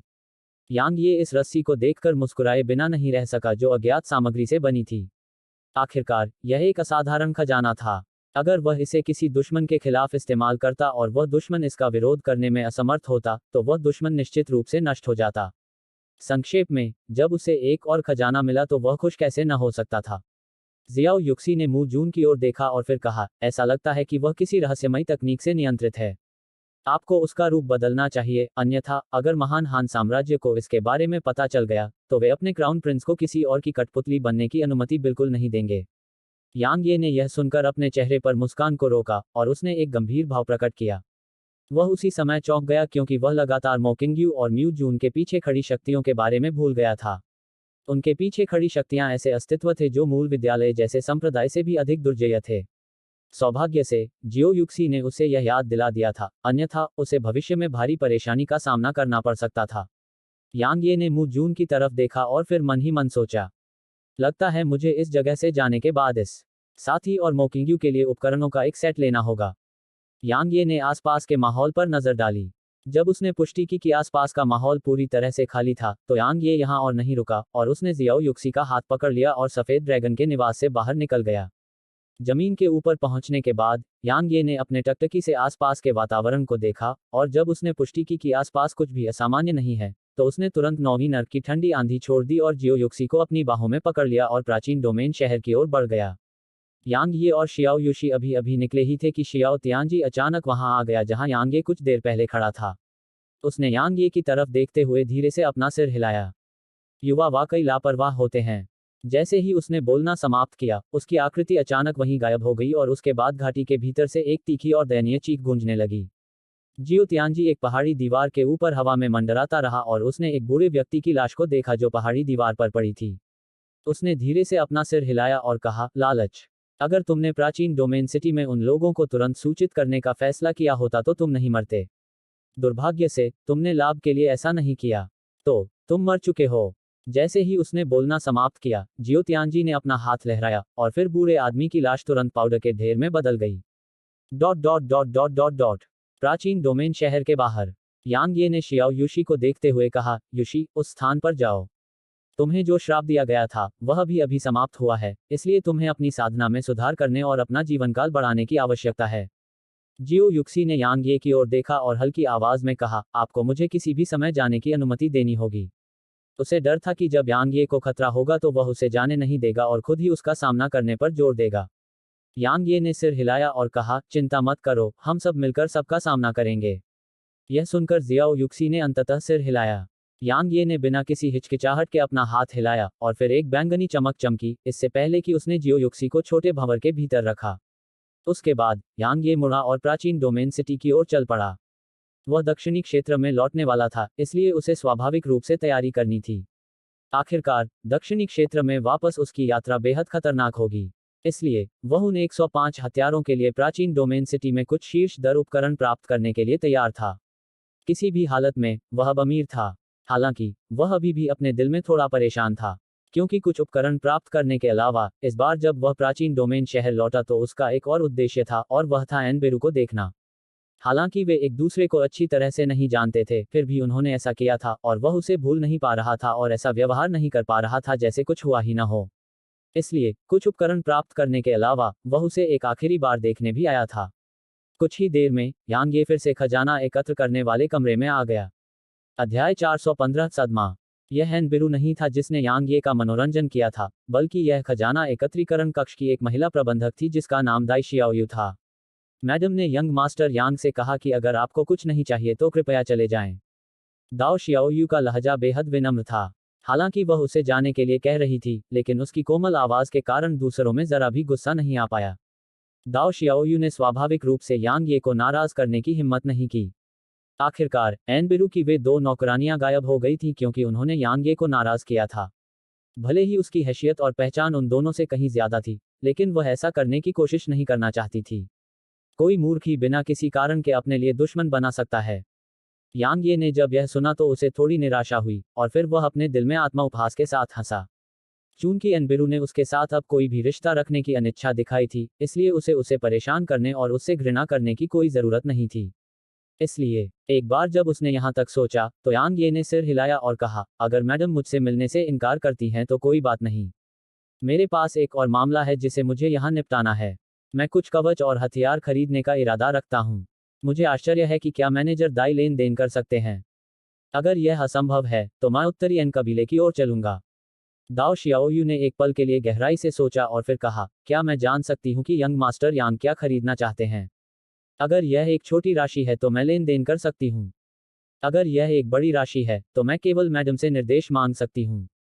यांग ये ने कहा, यह एक बहुत बड़ी मात्रा है और वे मध्यम श्रेणी के पृथ्वी रैंक खजाने की तुलना में गुणवत्ता में कम नहीं हो सकते हैं। दाओ शियाओयू ने कड़वी मुस्कान के साथ कहा, तो मैं केवल मैडम से निर्देश मांग सकता हूँ। युवा मास्टर यांग, कृपया एक क्षण प्रतीक्षा करें। जैसे ही उसने बोलना समाप्त किया, दाओ शियाओयू ने मुड़कर जाना चाहा। लेकिन यांग ये ने अचानक उसे पुकारा तो उसने पीछे मुड़कर उसे देखा और फिर कहा, क्या आपको कुछ और चाहिए, यंग मास्टर यांग? यांग ये एक पल के लिए झिझका और अंत में अपना सिर हिलाकर कहा, यह कुछ भी नहीं है। वह मूल रूप से इस महिला से अपनी ओर से एनबेरू को संदेश देने के लिए कहना चाहता था, लेकिन थोड़ा और सोचने के बाद उसने ऐसा न करने का फैसला किया। आखिरकार चूंकि वह उससे कोई संबंध नहीं रखना चाहती थी, इसलिए उसे तंग करने से वह उससे घृणा करने लगेगी। दाई शियाओयू ने यांग ये की ओर देखा, हल्के से सिर हिलाया और फिर मुड़कर चली गई। यांग ये हॉल में चुप रहा। सच कहूं तो वह अपने दिल में बहुत असहज था। जब वह यहाँ आया था तो उसने बहुत उम्मीद नहीं की थी, क्योंकि वह जानता था कि उसकी ताकत उससे कहीं ज्यादा है और उसकी पृष्ठभूमि भी। चाहे वह कोई भी पहलू हो, वह उन सभी में उससे कमतर था। इसके अलावा उसने कभी भी उसका या उसके पीछे खड़ी शक्ति का अपने हितों के लिए उपयोग करने के बारे में नहीं सोचा था। वह तो बस उसे विदा देने आया था, क्योंकि इस बार दक्षिणी क्षेत्र में लौटने के बाद वे शायद एक दूसरे को फिर कभी न देख पाएं। काफी समय बीत जाने के बाद भी कोई दिखाई नहीं दिया, इसलिए यांग ये ने अपना सिर हिलाया, खड़ा हुआ और जाने का इरादा किया। लेकिन ठीक इसी समय एक काले कपड़े पहने महिला अचानक उसके सामने आ गई। महिला ने पूरी तरह से काले लबादे में खुद को लपेटा हुआ था और इससे उसका चेहरा भी छिप गया था। अगर वह अभी नहीं बोलती तो शायद यह पहचानना भी असंभव होता कि लबादे के नीचे कोई पुरुष है या महिला। आप डार्क ट्रेजर्स खरीदना चाहते हैं? महिला की आवाज बहुत ठंडी थी और इसे सुनने वालों को ऐसा लगा जैसे वह बहुत लंबे समय से उन्हें नापसंद करती थी। यांग ये ने सिर हिलाया और कहा, मुझे इनकी बहुत बड़ी मात्रा चाहिए। महिला ने पूछा, क्या आपके पास पैसे हैं? यांग ये ने कहा, अगर मैं नहीं आता तो मैं नहीं आता। मुझे तुम पर विश्वास नहीं है।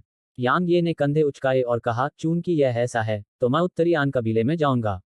वह दक्षिणी आन कबीले के साथ व्यापार करना चाहता था। इसका कारण यह था कि आनबेरू ने उसे अतीत में जो मदद दी थी उसका वह सम्मान करता था। लेकिन चूंकि वे उसके साथ व्यापार करने के लिए तैयार नहीं थे, इसलिए वह स्वाभाविक रूप से किसी ऐसे व्यक्ति के साथ व्यापार करने की भीख नहीं मांगेगा जिसने उसे अनदेखा कर दिया हो। वह यांग यी ऐसा व्यक्ति नहीं था जो खुद पर अवमानना यांग ये ने बिना किसी हिचकिचाहट के पीछे मुड़कर बाहर की ओर कदम बढ़ाया। ठीक जैसे ही वह दरवाजे से बाहर निकलने वाला था, काले कपड़े पहने महिला फिर से उसके सामने आ गई। उसने कुछ नहीं कहा और बस यांग ये को देखती रही। यांग ये जानता था कि वह उसे देख रही थी और उसकी नज़र बहुत शत्रुतापूर्ण थी क्योंकि वह उसके अंदर से बुरी नीयत को भांप गया था। अगर वह न होती तो मैं तुम्हें बहुत पहले ही मार चुकी होती, काले कपड़े वाली महिला ने ठंडे स्वर में कहा, जबकि उसने धीरे से अपने हाथ को भींच लिया जो उसकी काली आस्तीन के भीतर छिपा हुआ था। तुम वाकई मुझे मार सकती हो। यांग ये ने उससे बात नहीं की। वह ऐसा करना चाहता था लेकिन दुर्भाग्य से उसके पास अभी यह क्षमता नहीं थी। अगर काले कपड़े वाली महिला उसे मारने का फैसला करती तो वह वास्तव में असहाय होता। बेशक अगर एल्दम्यू हर समय उसके साथ होता तो यह पूरी तरह से अलग कहानी होती। अन्यथा सफेद ड्रैगन भी इस महिला की हत्या को रोकने में असमर्थ था। क्या उसके जैसे आत्मा क्षेत्र के विशेषज्ञ के लिए सम्राट क्षेत्र के विशेषज्ञ के सामने हार स्वीकार करना शर्मनाक था? जहां तक यांग ये का सवाल है, यह बिल्कुल भी शर्मनाक नहीं था। अगर वह अभी उससे बात करता या अहंकार से बात करता तो उसे केवल बुद्धिहीन और केवल पिटाई की तलाश में रहने वाला ही कहा जा सकता था। काले कपड़े पहने महिला ने यांग ये की बात सुनकर अपनी मुट्ठी और भी कस ली, लेकिन उसने हमला नहीं किया। इसके विपरीत उसने अभी अभी अपनी मुट्ठी और भी कसकर बंद करने के बाद उसे ढीला कर दिया। वह वास्तव में यांग ये को सबक सिखाना चाहती थी और उसने ये शब्द इसलिए कहे थे ताकि यांग ये उससे बात करे और फिर उसके पास उसे पीटने का बहाना हो, क्योंकि केवल इसी तरह से दूसरे लोग उसके कार्यों के बारे में कुछ नहीं कह पाएंगे। दुर्भाग्य से यांग ये ने उसे वह बहाना नहीं दिया और उसने बहुत सहज तरीके से हार स्वीकार कर ली। इससे वह अपने दिल में उदास महसूस करने लगी। थोड़ी देर बीतने के बाद काले कपड़े वाली महिला ने कहा, मेरे साथ आओ। यांग ये ने कंधे उचकाए और उसके पीछे चल दिया। काले कपड़े पहने महिला यांग ये को एक विशाल कक्ष में ले गई। कक्ष बहुत बड़ा था। यांग ये के अनुमान के अनुसार इसमें संभवतः कुछ दसियों हजार लोग रह सकते थे। कक्ष में कई छोटे कमरे थे और कमरों पर उनकी सामग्री के साथ लेबल लगे हुए थे। यांग ये को उन कमरों पर लगे लेबल देखकर दिल में झटका लगा। हाँ, वह एन कबीले की दौलत देखकर चौंक गया था। यांग ये ने कसम खाई कि दक्षिणी क्षेत्र की सभी 6 महान शक्तियों की कुल दौलत भी एन कबीले की तुलना में नहीं हो सकती, क्योंकि सिर्फ स्वर्ग रैंक के अंधेरे खजाने, साधना तकनीक और युद्ध तकनीक रखने वाले कमरे ही लगभग 100 कमरों के बराबर थे। इसके अलावा पृथ्वी रैंक के खजानों के लिए अनगिनत कमरे थे। पृथ्वी रैंक से नीचे के खजानों के लिए कोई भी नहीं था, क्योंकि यांग यी ने पूरे कक्ष को स्कैन करने के बाद भी एक भी नहीं देखा था। बेहद अमीर होना कैसा होता है, यही था। इस समय अगर उसके पास एक असाधारण हत्यारा खड़ा न होता तो यांग ये भी इस जगह को लूटने से खुद को रोक नहीं पाता। ये सभी एन कबीले के खजाने हैं, ठीक है? क्या सभी बेहतरीन खजाने यही हैं? यांग ये ने पूछा। असली खजाने यहाँ नहीं हैं। हालांकि ये वो खजाने नहीं हैं जिन्हें आप खरीद सकें, काले कपड़े वाली महिला ने उदासीन स्वर में कहा। वह उसे नीची नजर से देख रही थी। हालांकि यांग ये को कोई आपत्ति नहीं थी, क्योंकि उसने कभी भी बेहतर खजाने खरीदने के बारे में नहीं सोचा था। आखिरकार यह यथार्थवादी नहीं था। इसके अलावा भले ही ऐसे खजाने हों जो स्वर्ग रैंक से आगे निकल गए हों, वह उन्हें उन हत्यारों को देने की हिम्मत नहीं करेगा। आखिरकार दाओ रैंक के खजाने असाधारण विशेषज्ञों के लालच को भी जगा सकते हैं। आगे बढ़ो और चुनो। अगर तुम्हारे पास पैसे हैं तो मैं तुम्हें जितने चाहो उतने दे दूंगी, महिला ने उदासीन स्वर में कहा। यांग ये ने एक पल के लिए हिचकिचाहट के बाद कहा, मैं जानना चाहता हूं कि क्या हथियारों के लिए कोई उपयुक्त है? मुझे हथियारों के लिए उपयुक्त सब कुछ चाहिए। आपको पैसे की चिंता करने की जरूरत नहीं है। मैं स्वाभाविक रूप से भुगतान करने में सक्षम हूं, क्योंकि मैंने यहां आने की हिम्मत की है। काले कपड़े पहने महिला ने यांग ये की तरफ देखा और फिर वह सीधे एक कमरे के दरवाजे पर चली गई। हाथ हिलाने पर यांग ये के सामने 8 काले रंग के डार्क ट्रेजर का एक सेट दिखाई दिया और उसने कहा, यह स्पेक्टर सेट है। इसमें एक लबादा, कंधे की सुरक्षा का एक सेट, कलाई की सुरक्षा का एक सेट, आंतरिक कवच और एक जोड़ी जूते शामिल हैं। उनमें से हर एक कम grade heaven rank dark treasure है और उनमें से हर एक को हेवन टेलिस्मैन मास्टर के एक शिलालेख द्वारा बढ़ाया गया है। जब 8 टुकड़ों को एक सेट के रूप में उपयोग किया जाता है तो हेवन टेलिस्मैन मास्टर द्वारा अंकित कम ग्रेड हेवन रैंक मूवमेंट तकनीक डैश को सक्रिय करना संभव है। एक निम्न श्रेणी का स्वर्ग रैंक आंदोलन तकनीक डैश। यांग ये को इसे खरीदने का प्रलोभन हुआ जब उसने काले कपड़े वाली महिला का विवरण सुना। यह एक पल में उपयोगकर्ता की गति को दोगुना कर सकता है, काले कपड़े वाली महिला ने सपाट लहजे में कहा। इसके अलावा स्पेक्टर सेट में अपने पहनने वाले की आभा को छिपाने की क्षमता है। यह पहनने वाले की आभा को अलग करने में सक्षम है, बिना पहनने वाले को जानबूझकर अपनी आभा को छिपाने की आवश्यकता के। संक्षेप में, यह स्पेक्टर सेट विशेष रूप से हथियारों के लिए बनाया गया था। ठीक है, मुझे 200 सेट दे दो। यांग ये बहुत उत्साहित था। अगर वे सभी 105 लोग यह सेट पहन लें तो उनकी ताकत में जबरदस्त वृद्धि होगी। दुश्मन को मारने के लिए साधना के क्षेत्र को पार करना अब उनके लिए कोई सपना नहीं रह जाएगा। अपनी उत्तेजना में यांग ये यह नोटिस करने में विफल रहा कि काले कपड़े वाली महिला ने इस समय अपना दाहिना हाथ जकड़ रखा था। 200 सेट। इस समय काले कपड़े वाली महिला वास्तव में किसी को मारना चाहती थी। स्पेक्टर सेट के 200 सेट मांगने का क्या मतलब था? इसका हर एक टुकड़ा एक निम्न श्रेणी का स्वर्ग रैंक खजाना था, इसलिए 200 सेट 1600 निम्न श्रेणी के स्वर्ग रैंक खजाने के बराबर थे। 1600 कम ग्रेड स्वर्ग रैंक खजाने। क्या उसे लगता है कि यह पीले रैंक खजाने से बना है? काले कपड़े पहने महिला ने अपना हाथ हिलाया और उन डार्क ट्रेजर को वापस कमरे में भेज दिया और फिर वह मुड़ी और बाहर की ओर चल दी। उसे लगा कि अगर वह यहाँ और रुकी तो वह उसे मारने से खुद को नहीं रोक पाएगी। यह आदमी चीजें खरीदने नहीं आया है, वह सिर्फ परेशानी खड़ी करने आया है। क्योंकि 9वीं रैंक का संप्रदाय भी शायद 1600 कम ग्रेड वाले स्वर्ग रैंक के खजाने को आसानी से नहीं खरीद पाएगा। लेकिन यांग ये बिल्कुल अकेला था और उसके बारे में जानकारी से पता चला कि वह एक बेहद गरीब आदमी था। तो वह उन्हें खरीदने के लिए क्या इस्तेमाल करेगा? काले कपड़े वाली महिला को लगा कि यांग ये एक भी निम्न श्रेणी का स्वर्ग रैंक खजाना नहीं खरीद सकता, 1600 की तो बात ही छोड़िए। ठीक उसी समय जब काले कपड़े वाली महिला दरवाजे के पास से गुजरने वाली थी, यांग ये की आवाज अचानक उसके पीछे से गूंजी। मुझे आश्चर्य है कि क्या यह चीज स्पेक्टर सेट के लायक है। काले कपड़े पहने महिला की आकृति ने हिलना बंद कर दिया और फिर वह पलट गई। जब उसने यांग यी के हाथ में वस्तु देखी तो उसकी आकृति तुरंत ही गायब हो गई थी और अगले ही पल वह उसके सामने आ गई थी। अध्याय 416 दक्षिणी क्षेत्र की ओर लौटना। एक चरम श्रेणी ऊर्जा पत्थर। काले कपड़े पहने महिला की आवाज में गहरा सदमा था। वह अनिश्चित लग रही थी, इसलिए उसने अपना दाहिना हाथ हिलाया और यांग ये के हाथ में ऊर्जा पत्थर उसके हाथ में आ गया। उसने चमकदार चरम श्रेणी ऊर्जा पत्थरों में निहित शुद्ध ऊर्जा को महसूस किया। इस बार उसे यकीन था कि यह वास्तव में एक चरम श्रेणी ऊर्जा पत्थर था। तुम्हारे पास यह चरम श्रेणी का ऊर्जा पत्थर कैसे आया? तुम्हारे पास कितने हैं? काले कपड़े पहने महिला ने धीमी आवाज में पूछा। हालांकि चरम श्रेणी के ऊर्जा पत्थर कीमती थे, लेकिन यह ऐसा कुछ नहीं था जो एन कबीले के पास नहीं था। वह इसलिए हैरान थी क्योंकि इस चरम श्रेणी के ऊर्जा पत्थर में निहित ऊर्जा अतीत में देखी गई किसी भी ऊर्जा से कहीं अधिक सघन और शुद्ध थी। बेशक सबसे महत्वपूर्ण बात यह है कि उसे आश्चर्य हुआ कि यांग ये के पास एक चरम श्रेणी का ऊर्जा पत्थर क्यों था। आखिरकार शीर्ष श्रेणी के ऊर्जा पत्थर और उससे ऊपर के पत्थर आमतौर पर केवल उन असाधारण कुलों और संप्रदायों में ही मौजूद थे। शायद कुछ स्वतंत्र साधकों के पास कुछ शीर्ष श्रेणी के ऊर्जा पत्थर हो सकते हैं, लेकिन उनके लिए चरम श्रेणी के ऊर्जा पत्थर रखना व्यावहारिक रूप से असंभव था। यदि यांग ये एक सम्राट क्षेत्र विशेषज्ञ था तो उसे आश्चर्य होगा यदि उसके पास एक चरम ग्रेड ऊर्जा पत्थर है, लेकिन यांग ये केवल एक आत्मा क्षेत्र विशेषज्ञ था। मैं तुम्हें यह नहीं बता सकता। तुम्हें बस मुझे यह बताना है कि क्या इस चरम श्रेणी के ऊर्जा पत्थर का उपयोग उस स्पेक्टर सेट के बदले में किया जा सकता है। यांग ये स्वाभाविक रूप से उसे यह नहीं बताएगा कि उसने इसे कहां से प्राप्त किया। उसने उसे भरोसे के कारण नहीं दिखाया था, और ऐसा इसलिए था क्योंकि उसके पास कोई और विकल्प नहीं था। आखिरकार उसे वास्तव में स्पेक्टर सेट की आवश्यकता थी क्योंकि यह उसके उन 105 भाइयों के जीवन को थोड़ी अतिरिक्त सुरक्षा की गारंटी देने में सक्षम होगा। अन्यथा वह चरम श्रेणी के ऊर्जा पत्थरों को बिल्कुल भी प्रकट नहीं करेगा। काले कपड़े वाली महिला एक पल के लिए चुप हो गई, फिर उसने कहा, भले ही एक चरम श्रेणी का ऊर्जा पत्थर कीमती है, लेकिन निस्संदेह उस पूरे सेट के लिए एक भी पत्थर का आदान प्रदान करना असंभव है। जब वह इस बिंदु तक बोली तो वह एक पल के लिए रुकी और फिर बोली, जब तक कि आपके पास इससे भी अधिक न हो। यांग ये का दिल कांप उठा जब उसने यह सुना, क्योंकि उसके द्वारा कहे गए आखिरी कुछ शब्दों ने उसे खतरे की एक अवर्णनीय भावना का एहसास कराया। यहाँ तक कि सम्राट क्षेत्र के विशेषज्ञ भी ऐसे ऊर्जा पत्थरों से मोहित हो जाते हैं।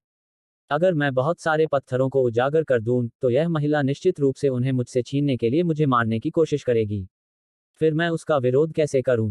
तो यांग यी ने जब यहां तक सोचा तो उसने एक निर्णय लिया था। यांग ये ने अपना सिर हिलाया और कहा, माफ करें, मेरे पास और नहीं है।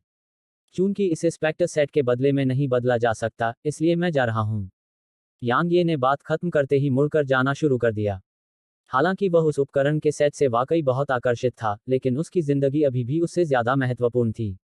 यांग ये ने अभी 2 कदम ही उठाए थे कि अचानक वह रुक गया क्योंकि अनबिरू अचानक उसके सामने आ गया था। इस समय उसकी निगाहें पानी की तरह उदासीन और शांत थी क्योंकि वह उसे देख रही थी, और ऐसा लग रहा था जैसे वह किसी अजनबी को देख रही हो। एक सेट के लिए 5 चरम श्रेणी के ऊर्जा पत्थर। आप जितने चाहें उतने ले सकते हैं, बशर्ते आपके पास पर्याप्त चरम श्रेणी के ऊर्जा पत्थर हों। अनबिरू ने ठंडी आवाज में कहा, मुझे 200 सेट चाहिए। यांग ये ने उसके साथ कोई विनम्रतापूर्ण बातचीत नहीं की और न ही कोई छोटी मोटी बातचीत की। एनबीरू ने काले कपड़े पहने महिला की ओर देखा और फिर उसने हल्के से सिर हिलाया और फिर वहीं गायब हो गई। यहाँ सिर्फ यांग ये और अनबेरू ही रह गए। यांग ये चुप हो गया जबकि अनबेरू वही था और उनके बीच का माहौल तुरंत थोड़ा अजीब हो गया। मैं उस दिन जो हुआ उसके लिए खेद व्यक्त करता हूँ। यांग ये को लगा कि उसे माफी मांगनी चाहिए।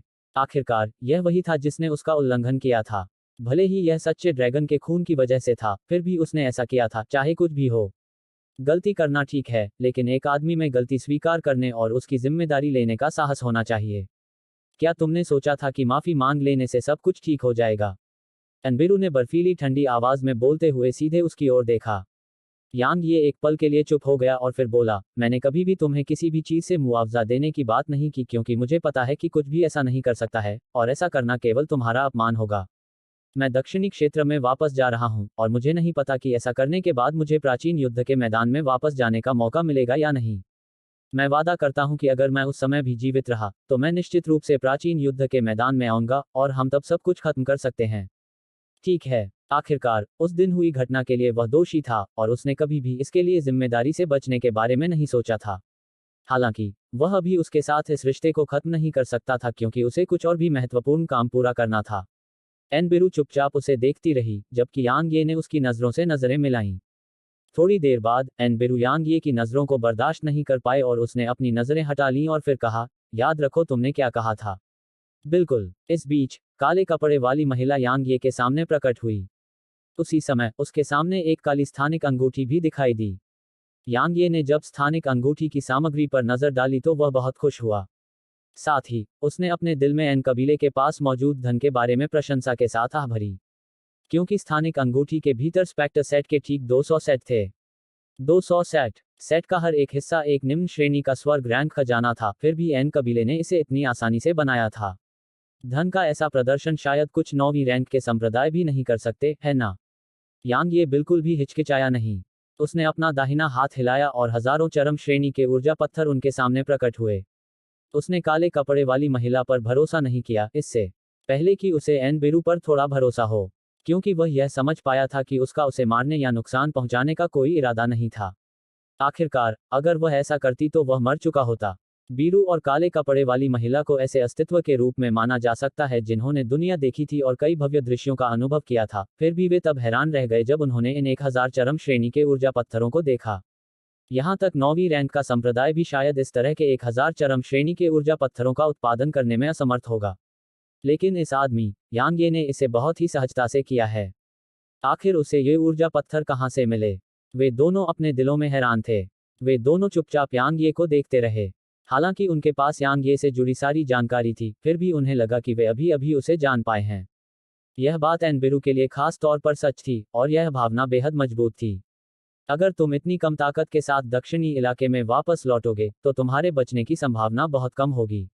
एनबेरू ने अचानक कहा, दक्षिणी इलाका एक ज्वालामुखी की तरह है जो फटने के कगार पर है, और इसे पूरी तरह से फटने से पहले बस एक चिंगारी की जरूरत है।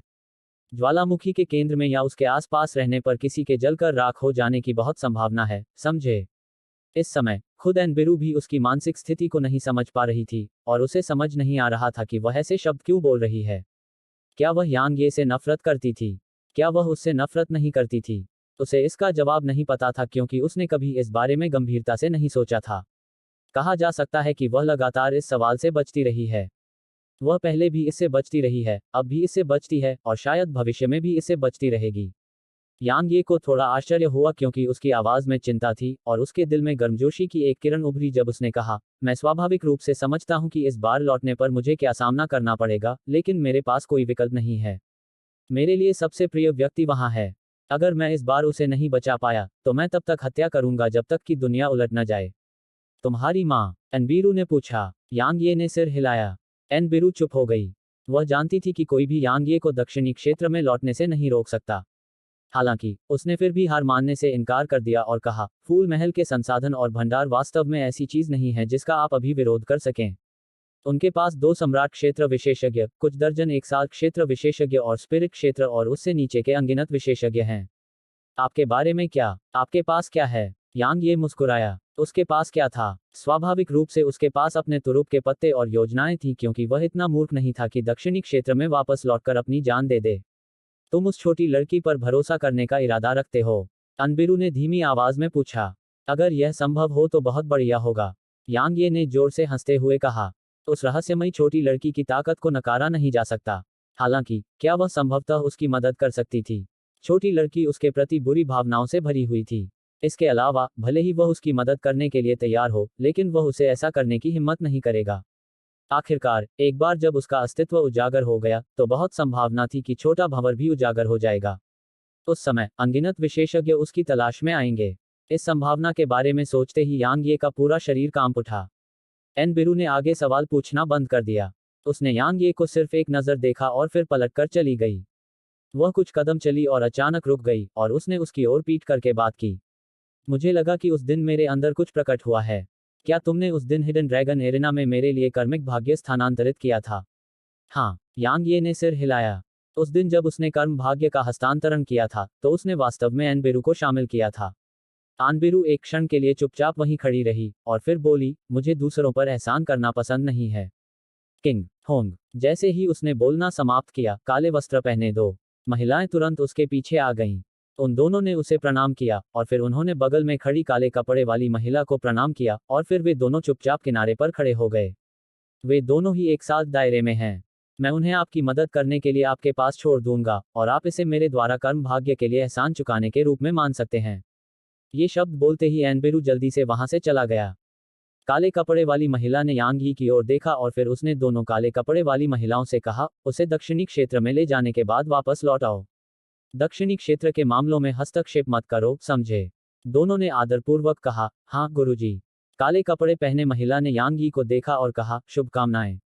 जैसे ही उसने बात खत्म की, उसका शरीर हल्का सा कांप उठा और फिर वह अचानक वहीं गायब हो गई। यांग ये ने अपनी नाक रगड़ी। क्या यह वास्तव में अच्छे इरादे से की गई इच्छा थी? यांग ये ने अपना सिर हिलाया और काले वस्त्र पहने महिलाओं की ओर देखा। जब वह उन्हें देख रहा था तो उसके दिल में गर्मजोशी की एक लहर दौड़ गई, क्योंकि वह जानता था कि जब एनबिरू ने कहा कि वह एहसान वापस करना चाहती है तो वह झूठ बोल रही थी और वह वास्तव में उसकी मदद करने के बहाने के रूप में इसका इस्तेमाल कर रही थी। यांग ये ने फिर से अपना सिर हिलाया और उस सब के बारे में सोचना बंद कर दिया और फिर वह कमरे से बाहर चला गया, क्योंकि अभी उस सब के बारे में सोचना व्यर्थ था। प्राचीन डोमेन शहर से कुछ 100 किलोमीटर दूर एक खुले स्थान पर यांग ये खड़ा था, जबकि उसके सामने 105 काले वस्त्र पहने आकृतियां खड़ी थीं। उन्होंने किसी भी तकनीक का उपयोग नहीं किया था, फिर भी अन्य लोग उनकी आभा का लेशमात्र भी अनुभव करने में असमर्थ थे और ऐसा लग रहा था जैसे वे हवा में विलीन हो गए हों। यांग ये ने संतोष के साथ सिर हिलाया और उनकी ओर देखा। स्पेक्टर सेट वास्तव में बुरा नहीं है। ये हत्यारे उस उपकरण को पहनकर और भी अधिक भयानक हो गए हैं और वे मेरे सभी दुश्मनों के लिए दुःस्वप्न बन जाएंगे। ये यू ने पूछा। तलवार मास्टर, क्या अब हम चले जाएं? यांग ये ने अपना सिर हिलाया और कहा, हमारे पास अभी भी एक व्यक्ति कम है। ये यू दंग रह गया। वह अभी कुछ बोलने ही वाला था कि यांग ये अचानक मुस्कुराया और बोला, वह यहाँ है। ये यू ने यांग ये की ओर देखा और जब उसने वहां आए व्यक्ति को देखा तो वह तुरंत दंग रह गया। यह कोई और नहीं बल्कि मार्शल भगवान एन नानजिंग थे। नानजिंग ने स्काई स्प्लिट को अपनी पीठ पर उठा रखा था और वह धीरे धीरे उनकी ओर चल रही थी। तलवार मास्टर उसका इंतजार कर रहा था। हेलो दोस्तों, आप सभी लोगों से एक रिक्वेस्ट है कि कृपया एमपी स्टोरी बॉय चैनल को सब्सक्राइब करें और वीडियो को लाइक करें। कमेंट करना मत भूलिए। धन्यवाद।